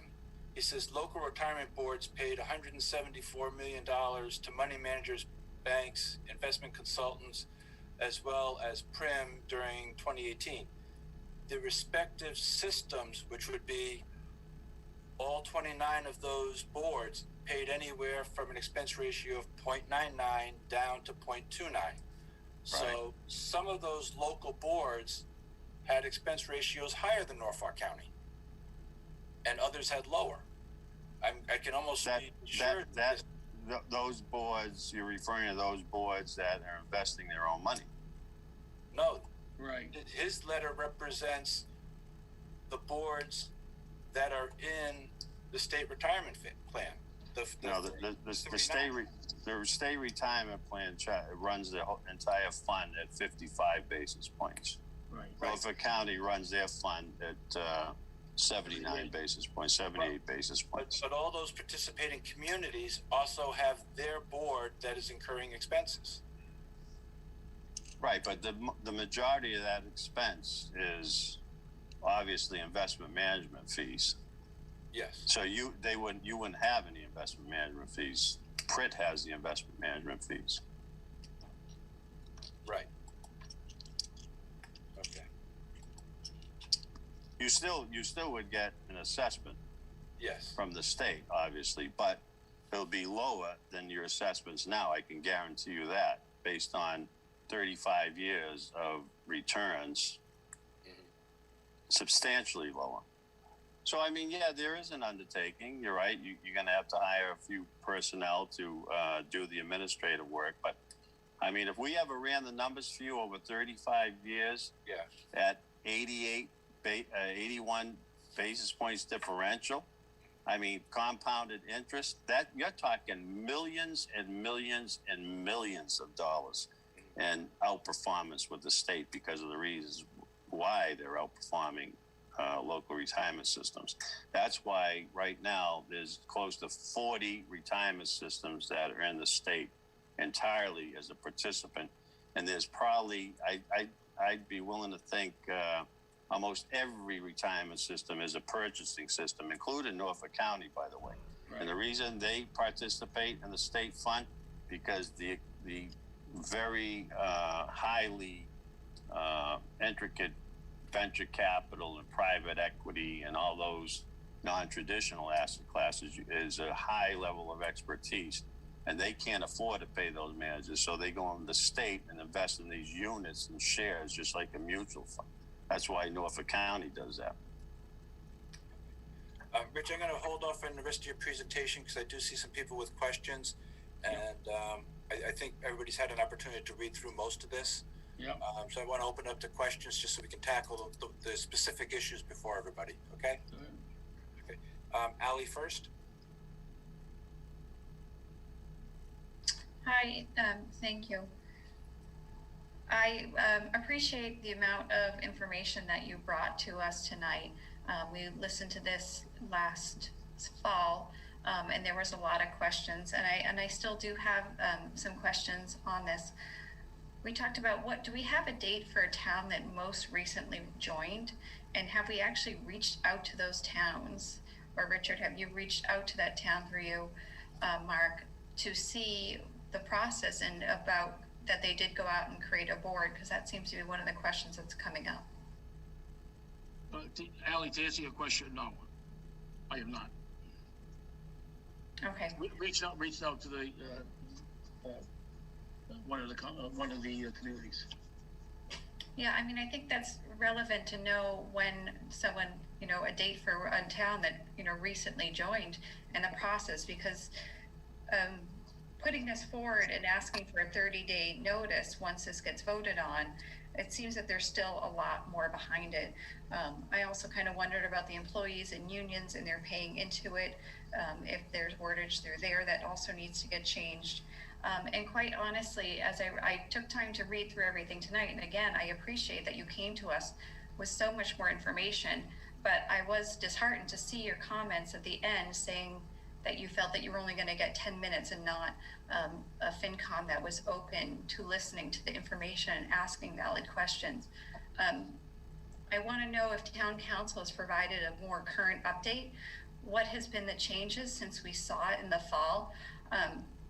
I do have Richard, I will say we listened to this in the fall closely, and it was returned back to petitioner because it was not ready. So I really want to know what has been done to make it ready at this point, if we still have not reached out to towns to really see the process they went through. At the end of town meeting, what I observed you as not being an RTM right now, but coming onto the football field and physically shoving another RTM in town. Wait, excuse me, Miss Hamilton. That is totally incorrect. I did not touch that gentleman. I did not touch that gentleman. Richard. I'm going in this direction, Ally. I won't, but I'm just saying it's a little disheartening to see in the email that you said that we weren't going to sit here with an open ears to listen to this presentation. I am very happy with all of the numbers and all the information that you've brought. It is a lot to go through, and there still seems to be a lot of work that needs to be done. Well, I mean, we're bringing this concept to you. I'm an RTM, obviously. I have a vote at town meeting. And if it does come up in an article, I would vote definitely in favor of it. But I'm also a resident and taxpayer of the town. And anytime you can have savings, not only for us, but for the town, I would think it would behoove you, the decision makers, to reach out to some of these towns. I am not disagreeing that, but that's what I was saying. I think there's still more work to be done. I mean, we don't have I understand the town that has recently joined, and I really want to know someone within the last, 2, 3, 5 years who recently joined. Well, you have a copy of the towns. I would suggest you appoint someone in the finance committee, or maybe have Jim Johnson, the administrator, or someone reach out to these towns and find out what's behind it. We're just pointing out potential savings for the town and possibly the taxpayers in the future. We're trying to help out here, but I mean, we could do it for you, but I would think be wonderful. I think that you might want an interest in it too. But I mean, if you want, we can do further research for you. I think that's fantastic. Yeah. Okay. Thank you, Richard. You're welcome. Mark? So again, thank you for the information. Thank you for bringing this to our attention. I kind of look at it from a different perspective. For instance, I did a lot of research today on the mass system. I understand the pardon me if I mispronounce it. So there's 104 retirement entities within Massachusetts, and they're all overseen by this PEROC group. Correct, and then the state has its own. And what that larger group does, it monitors the 104. If you don't perform, as Richard pointed out, you're below a certain percentage, they will automatically put you in as a participant. You can also, as Richard pointed out, as Norfolk County does, join what the state does as a purchase. And you can and there's different rules and regulations. I guess what I'm wondering is, has anyone, who was Walpole's contact with the North Fork County Pension Board? To me, before we go ahead and present an article that says we're pulling out, I'd like to hear from them. Okay, for 35 years, you've cost us more money and your returns have been less. And again, the information that comes from the state that Richard and, presented to us demonstrates that Norfolk County charges some of the highest fees of any of the pension funds. And, the returns aren't great. We're not stellar. We're not the highest in returns. I think we're 8th in the fees. So one is, I'd like to know who's the Walpole rep that deals with the board. And, let's send a letter to the board and let's copy the other 19 towns that are in the North Fork County Retirement Trust and say, high fees, lower returns. Wouldn't we be better off if North Fork County put 100% of its assets in with the state and hear from them as to why we should stay outside of it? That's my first. Yeah, I think that's a fantastic idea, and carry it further. I would say your representative is probably the finance officer, chief financial officer, and the board members.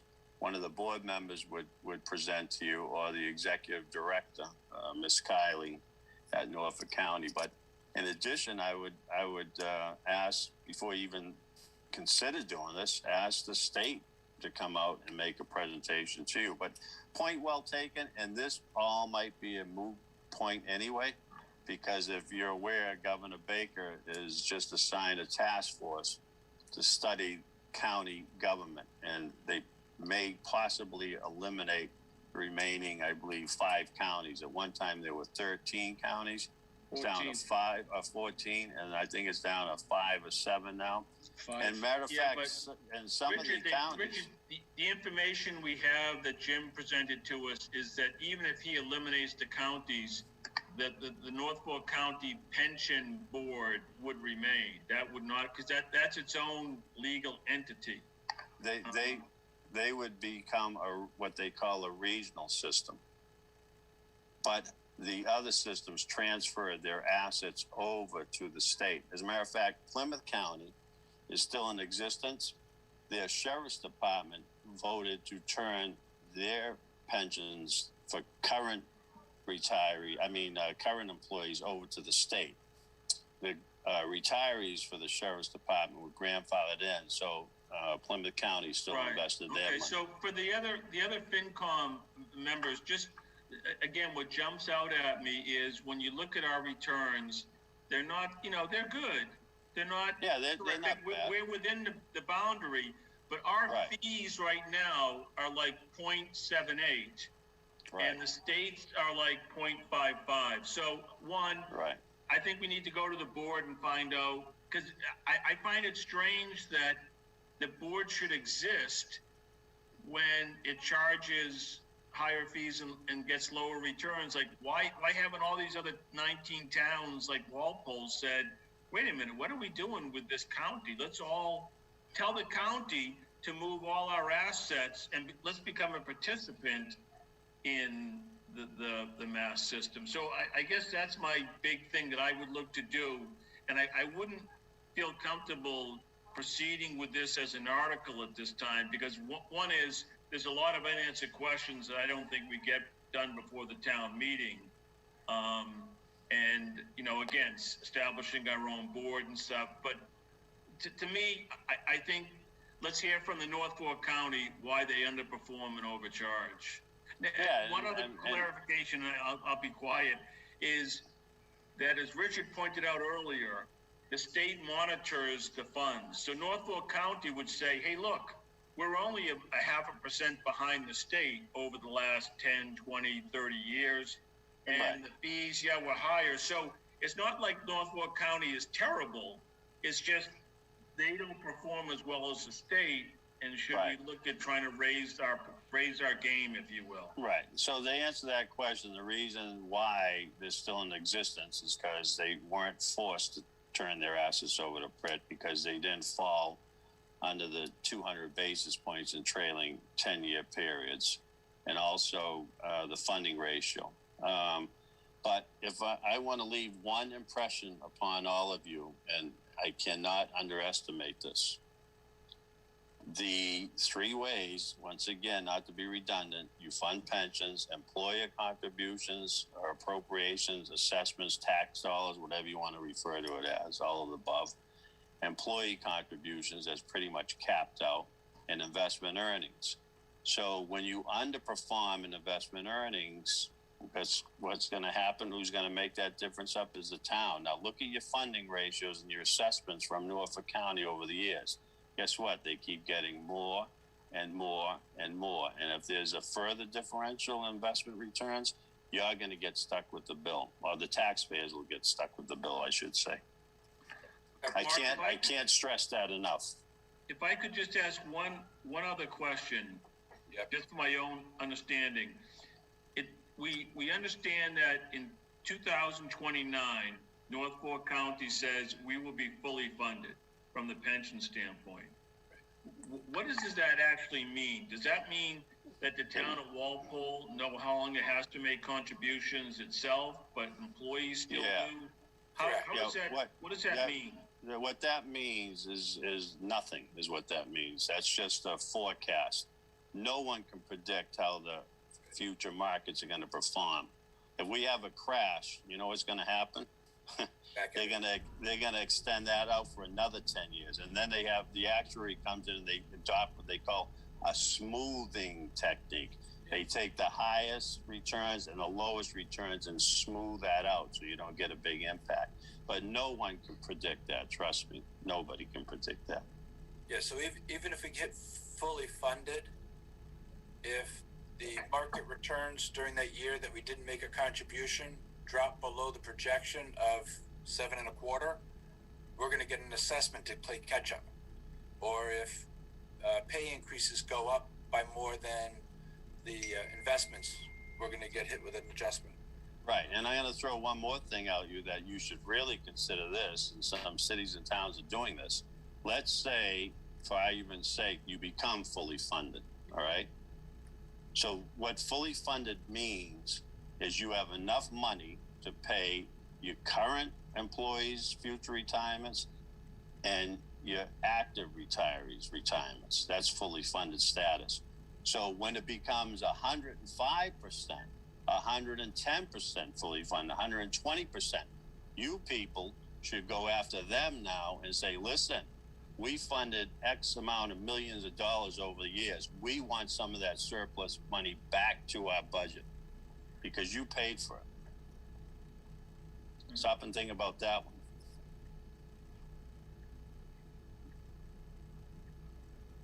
So it should be split between the town and the employees when you become 110, 120% funded. Okay. One thing I noticed on the slide of the 39 participating entities was Middlesex County was included in that list. Do you happen to know how they got on that list? Yes, I do. I happen to know how they had a problem with some with the particular money manager. Okay, that, so they basically had financial issues and weren't managing their plan. Well, yeah, they lost a ton of money due to fraud. Okay. So they were forced to go in. And matter of fact, while we're on the subject, Norfolk County had to do the same thing. They had to become a full participant when the treasurer was stealing money and went to jail. And they had to turn all their assets over the state for 5 years. How long ago was that, do you know? That was probably, and I became the consultant there in '93, so it probably had to be in the '80s sometime. Okay. So they were forced to go in as well. Okay. Ready. You got Brian. Yeah, Mark, you're all set. So our yeah, Mark, thank you. Okay. Brian? Well, hopefully we shed some light and light through you. Somewhat. I got one more question coming through. Brian, go ahead. Through you, Mr. Chairman. So I applaud you again for bringing this forward. A lot more information this time. So thank you for that. Unfortunately, it was tough to get through it in 6 hours when we received this. So I'm not sure if it's quite ready yet. So we weren't able to do any homework on it with your lists. The information was a lot better, but still not having any time to go through it, to do our due diligence, to put a vote forward, whether it's ready or not. But I do appreciate the effort and your passion for bringing this forward. One question on the expense analysis document that you prepared. So you chose the state for us to move to. I also saw some other ones that had higher returns and lower expenses. So was there any reasons why you didn't choose to go into those funds? Well, I mean, we provided you with an average with the executive director PERAC to give you a range where they are. Yeah, so for instance, North Adams and Northampton both had higher returns and lower expenses than the state fund. So would that provide an even greater return in savings to the town? Well, how many years? What are you looking at? I'm looking at the document that you provided, the expense analysis. The 2-page analysis. Right, but I mean the returns. What time period are you looking at when you say they had greater returns? The time frame on the document that you provided to us. Both the 5 and 34 year were all overperformed by at least 3 communities. Well, No, you have to look at the 34-year return, and none of those communities that you mentioned are higher than that of the Commonwealth, the state. North Well, Adams. yeah, yes, they are. There could be a couple. North Adams 34. Excuse me, you're correct. Yeah. So that's, I would say, my hat's off to them. And their expenses are lower than the state's as well. So why did you choose to move to the state versus? Well, can we move to theirs? Because your options would be one of the three options. You could invest the money yourself if you wanted to. Right, just like North Adams, you could do that. Yep. So again, kudos for giving us the information. Right. Yeah. If you get it to us a little sooner, that would be great. Right. Can I respond to that, Mr. Bain? We did not receive the information from Norfolk County until Friday afternoon. So there was only so much that we could do without having that information, and then we scrambled all weekend. So so I appreciate that. To get it to you sooner, but we were waiting on the county to provide the information. Okay. Yeah, then to get a further, more detailed analysis, what the 81 basis point differential is, we'd have to have the market values every year since 1986 going forward, all the way to date. But I mean, again, you have three options. You can invest the money yourself. You can invest it where it is with Norfolk County. You can join the state system. Those are, at least you have the luxury of three possibilities. But investing the money yourself is a huge undertaking.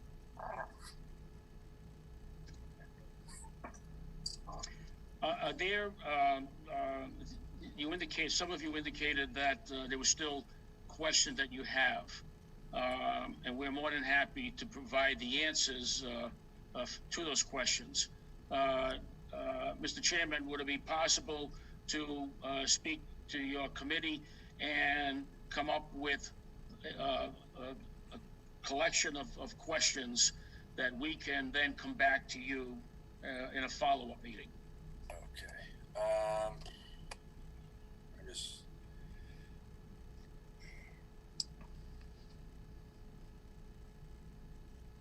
Hey, Mark.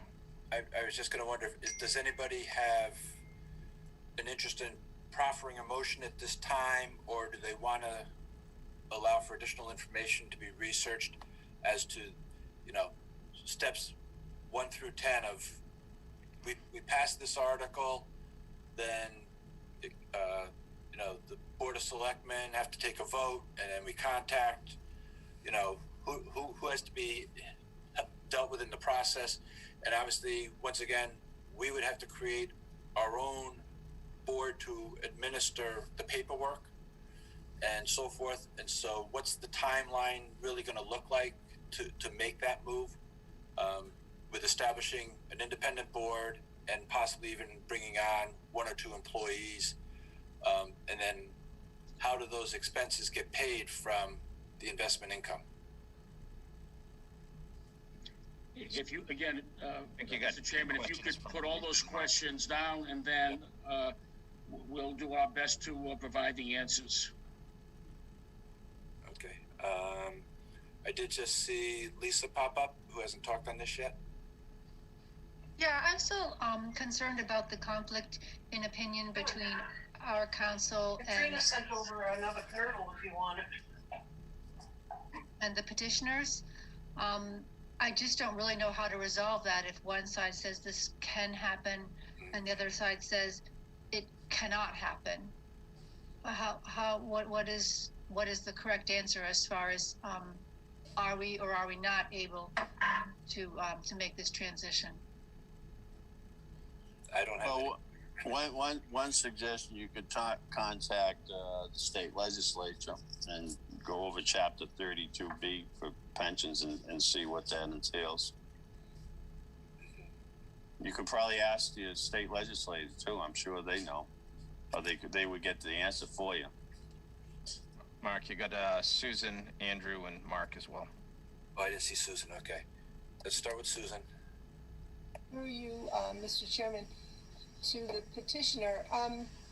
One of the burdens of putting a a warrant article in is that you provide the information that's necessary. And although you've provided a lot more information this time round, there are huge gaps, and some of them are foundational. So I am opposed to a petitioner tasking the finance committee with work that you should be doing. So I think when we have all these questions, I think you should contact the towns that you're saying have made the switch. You should contact the legislature. You should get the legal opinion so that we have all the information that we need to vote. In other words, what I'm saying is it's your petition, so you bear the burden of doing the legwork and the research and presenting it to us. It's not for us to go out and support your petition. We're going to vote on it when we have sufficient information. And I, for one, think we are quite a ways from being at that point. Thank you.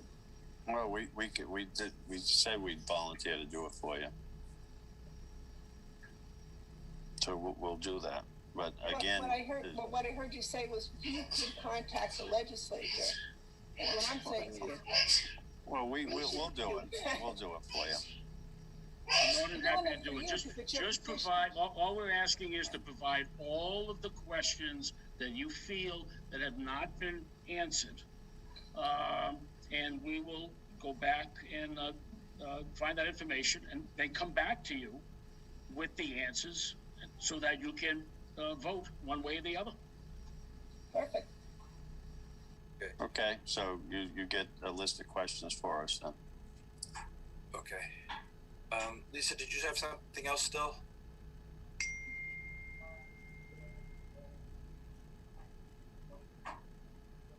Yeah, Mr. Chairman, when you do send us the list of additional questions, if you could let us know when you would like that by, and when we can come back to you. Okay. To present that information, because we would like to present this at Springtown meeting. Okay. And I think the taxpayers of this town deserve that. Okay. Not ready. Andrew? We're not disagreeing with you. It doesn't say it's provide the questions. We'll submit the responses, and then you can vote. Then your committee votes. Andrew? Hi. So here's question number 1. On page 10 of the memo that Jim Johnson wrote, at the bottom it says, and this is the opinion of town council, rescission of such acceptance, and this is acceptance of Chapter 32 Mass General Law that essentially created the Walpole's retirement system with its current structure. Rescission of such acceptance is specifically excluded from the application of Mass General Law, Chapter 4, subsection 4B, which law instructs towns how to revoke previous acceptances of sections of the general law. As I indicated previously, this is town council saying this, as I indicated previously, to the extent that this is possible, it would, in my opinion, need to be done through a special act of the legislature. So my question number 1 is, find us, I would like, what is a legal opinion that is different from town council's point about Mass General Law, Chapter 4, subsection 4B. And so when I looked that up, when I'm looking up right now on my computer, Mass General Law, subsection 4B of Chapter 4 specifically says, under Part C, it says this section shall not apply. In other words, this whole section is about rescission of law at the town level. This section shall not apply to any action taken under Chapter 32 or 32B. So I'm not a lawyer, I'm not an attorney, but it seems like town council has this nailed down really, really tight here. And so I'm willing to give you another shot to try to find an opinion that overrules town council. But I should state here from the beginning that there's 2 separate issues. One is the issue of the state versus county pension fund performance, right?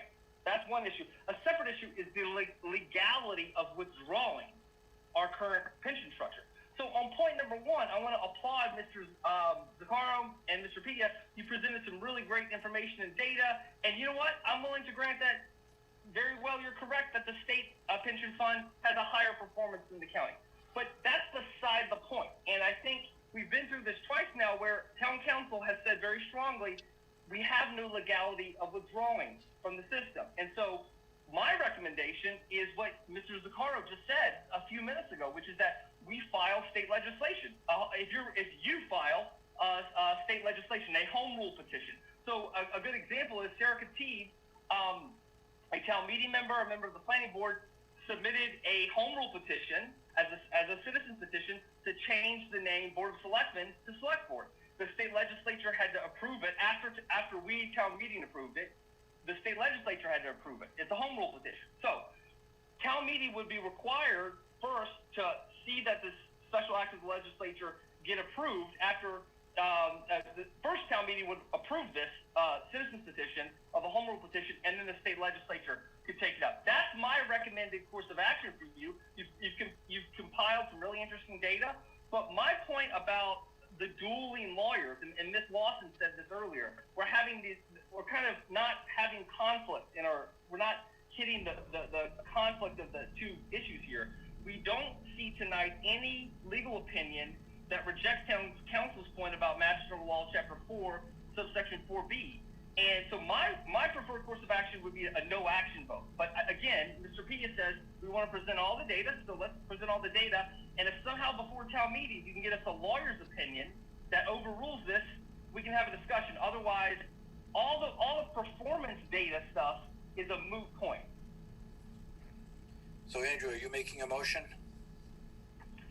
No, if Mr. Pia and Mr. Zaccaro can get us a lawyer's opinion, not a off the record comment, but a lawyer's opinion in the next week or two or whatever suits Mark and Denny, then maybe we can consider this. Otherwise, if that doesn't materialize, I will motion for a no action vote at one of our meetings closer to the town meeting.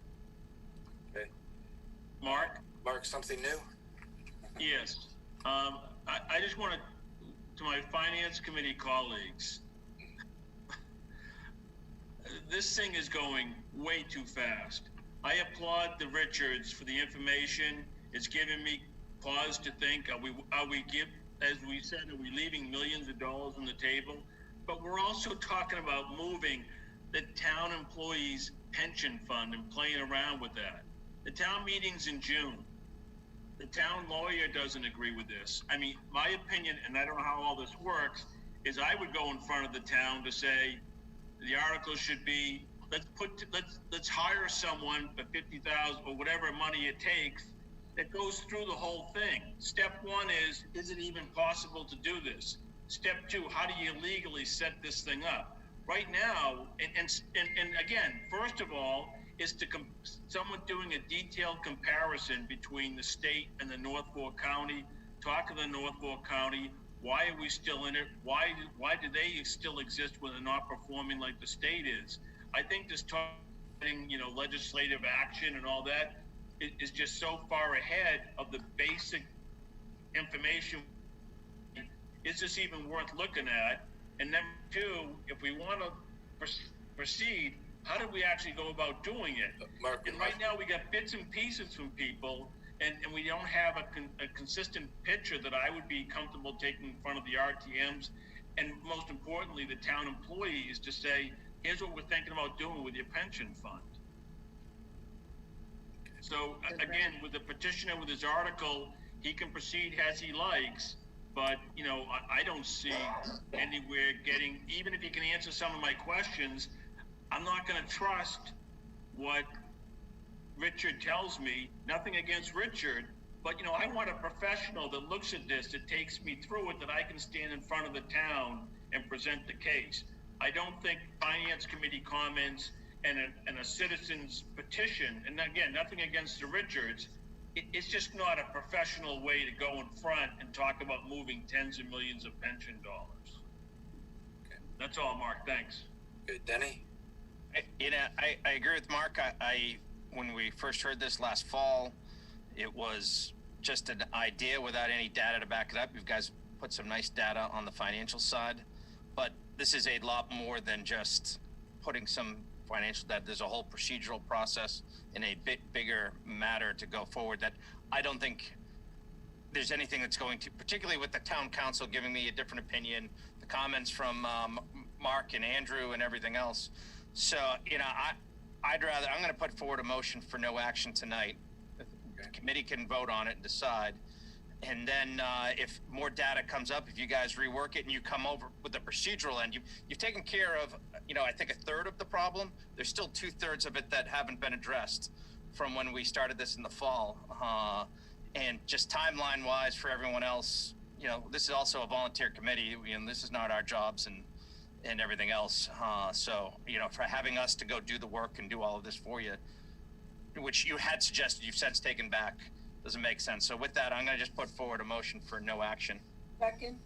Seconded by Susan? Yep. Okay. And Kathleen? I will open up to final comments and questions. Yeah, I just wanted to know, Mark, if you could just explain what a no action means at this point. Does that mean this can't come back to us again?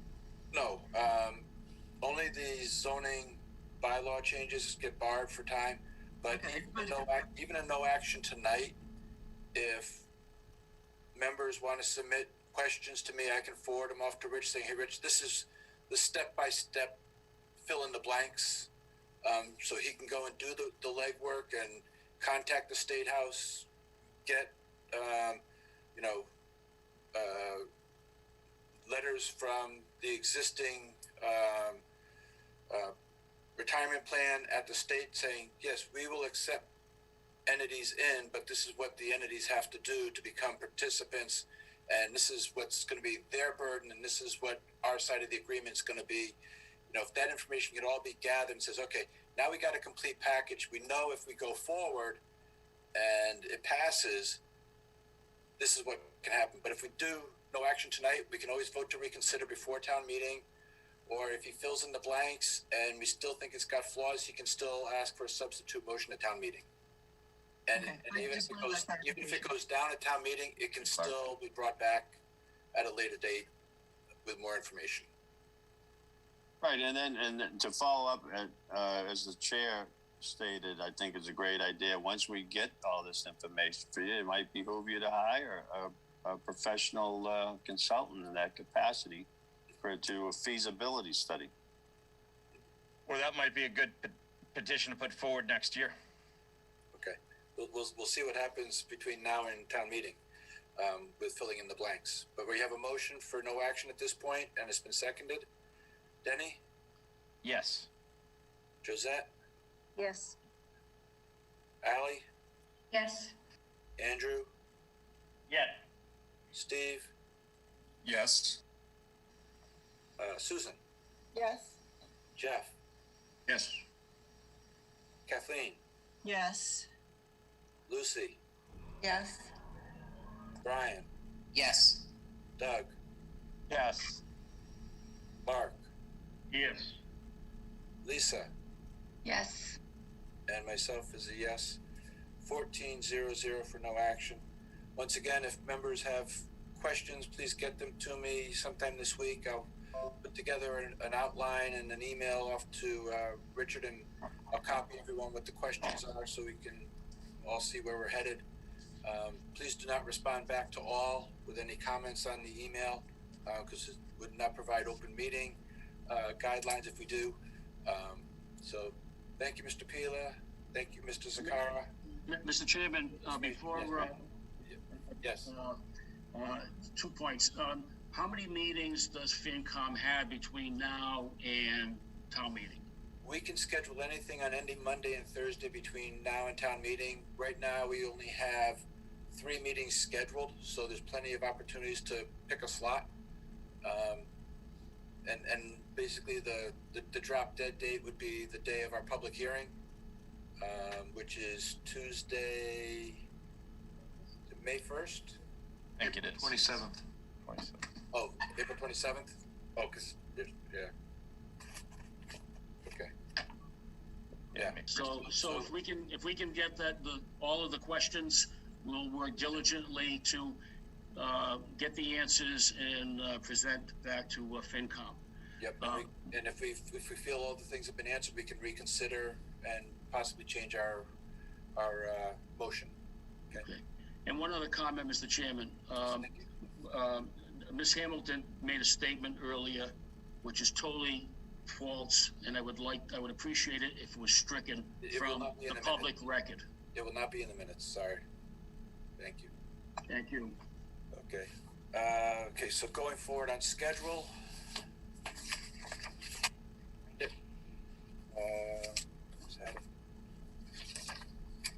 So we're done?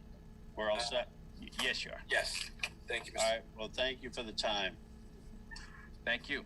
Thank you, guys. Much appreciated. Yeah, have a good night. Alrighty. So we have next Monday, Walpole Media, Article 15 for their budget, revisiting Articles 2, 3, and 4 with the Personnel Board, and voting Articles 12 and 13, which will be funding for stabilization and OPEB. And then a week from this Thursday is Board of Education's revisiting their budget. I know Jim's put some effort forward along with Dr. Goff to try to bridge the gap and find things that are workable. We should be seeing an email on that prior to Thursday's meeting. And then hopefully we can vote the full budget if we're satisfied with the way things have lined up. So Mark, the next meeting is next Monday? There's nothing Thursday? And Correct. then it's Monday and Thursday of the following, of next week, Yes, the 15th and the 18th, right. Right. And then we're basically off until April 5th, which is, I think, like the second to last meeting before we have to send off the newsletter. Oh, sorry. Actually, it gives us a week from April 5th to finalize the booklet. So if we have to revisit things, we can revisit things April 5th, 8th, or 12th before the booklet goes out. So Mark, just on my end, so the committee knows, so you're meeting next week. You did ask for some information with the legal opinion and everything. I am likely going to be sending out a detailed memo. I think I'm on page 9 or 10 tomorrow for the FinCom with a bunch of attachments, a lot of background information on that. So you will have a legal opinion on some of the questions that were raised. And just to follow up on your comment about the education budget, after your discussion last week, Bridget and I have had multiple meetings. We're going to likely come forward with a joint memo with a recommendation to the Finance Committee. Both of us, I believe, are on the same page 100% right now. I know she was reaching out to some school committee members to make sure they were comfortable with what we discussed. So I think it'll be a really amicable memo, and I think we'll all kind of be happy with it. And school committee meets this Thursday, right? That was one of the reasons why we didn't push them this week. Yes. Okay, so hopefully that can all get ironed out on their side on Thursday. You'll have a memo breaking that all down prior to your meeting. Okay. And Mark, Jeff's got a question. Mark, just a point. The April 5th meeting only talks about Article 18, doesn't have Article 19 on it. April 5th? I didn't know that. I didn't have that on there, Jeff, because I didn't know if you guys were going to vote it. I can change that. Oh, okay. Yeah. Yeah, so right now April 5th is looking to be a little bit crowded.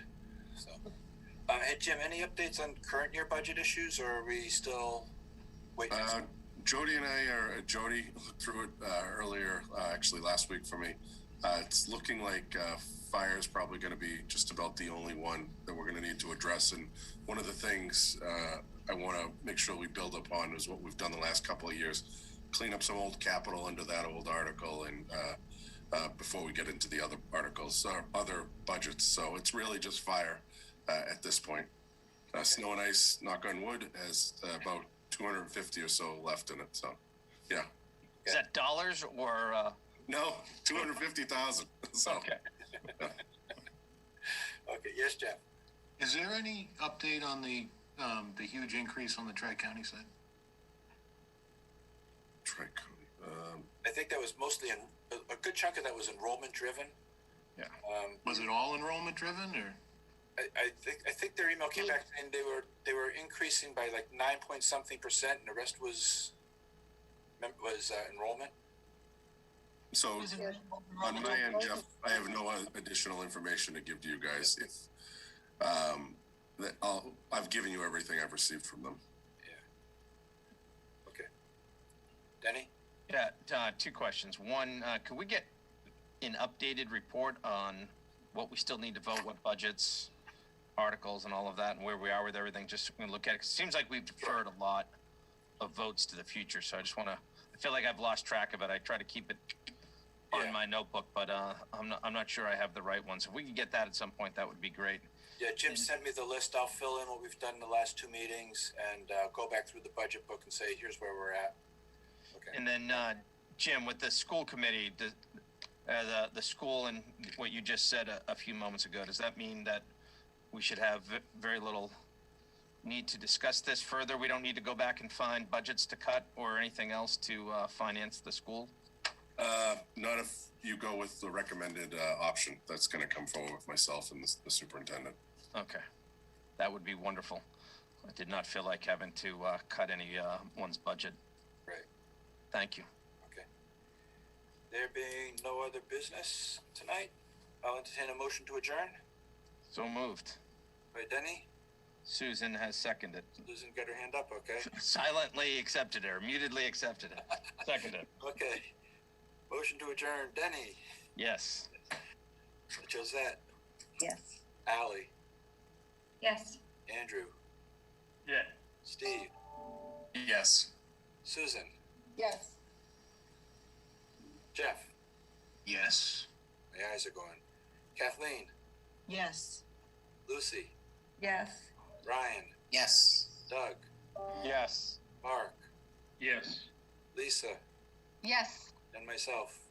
14:00. We stand adjourned. Thank you, everyone. Thank you. Thank you. All right.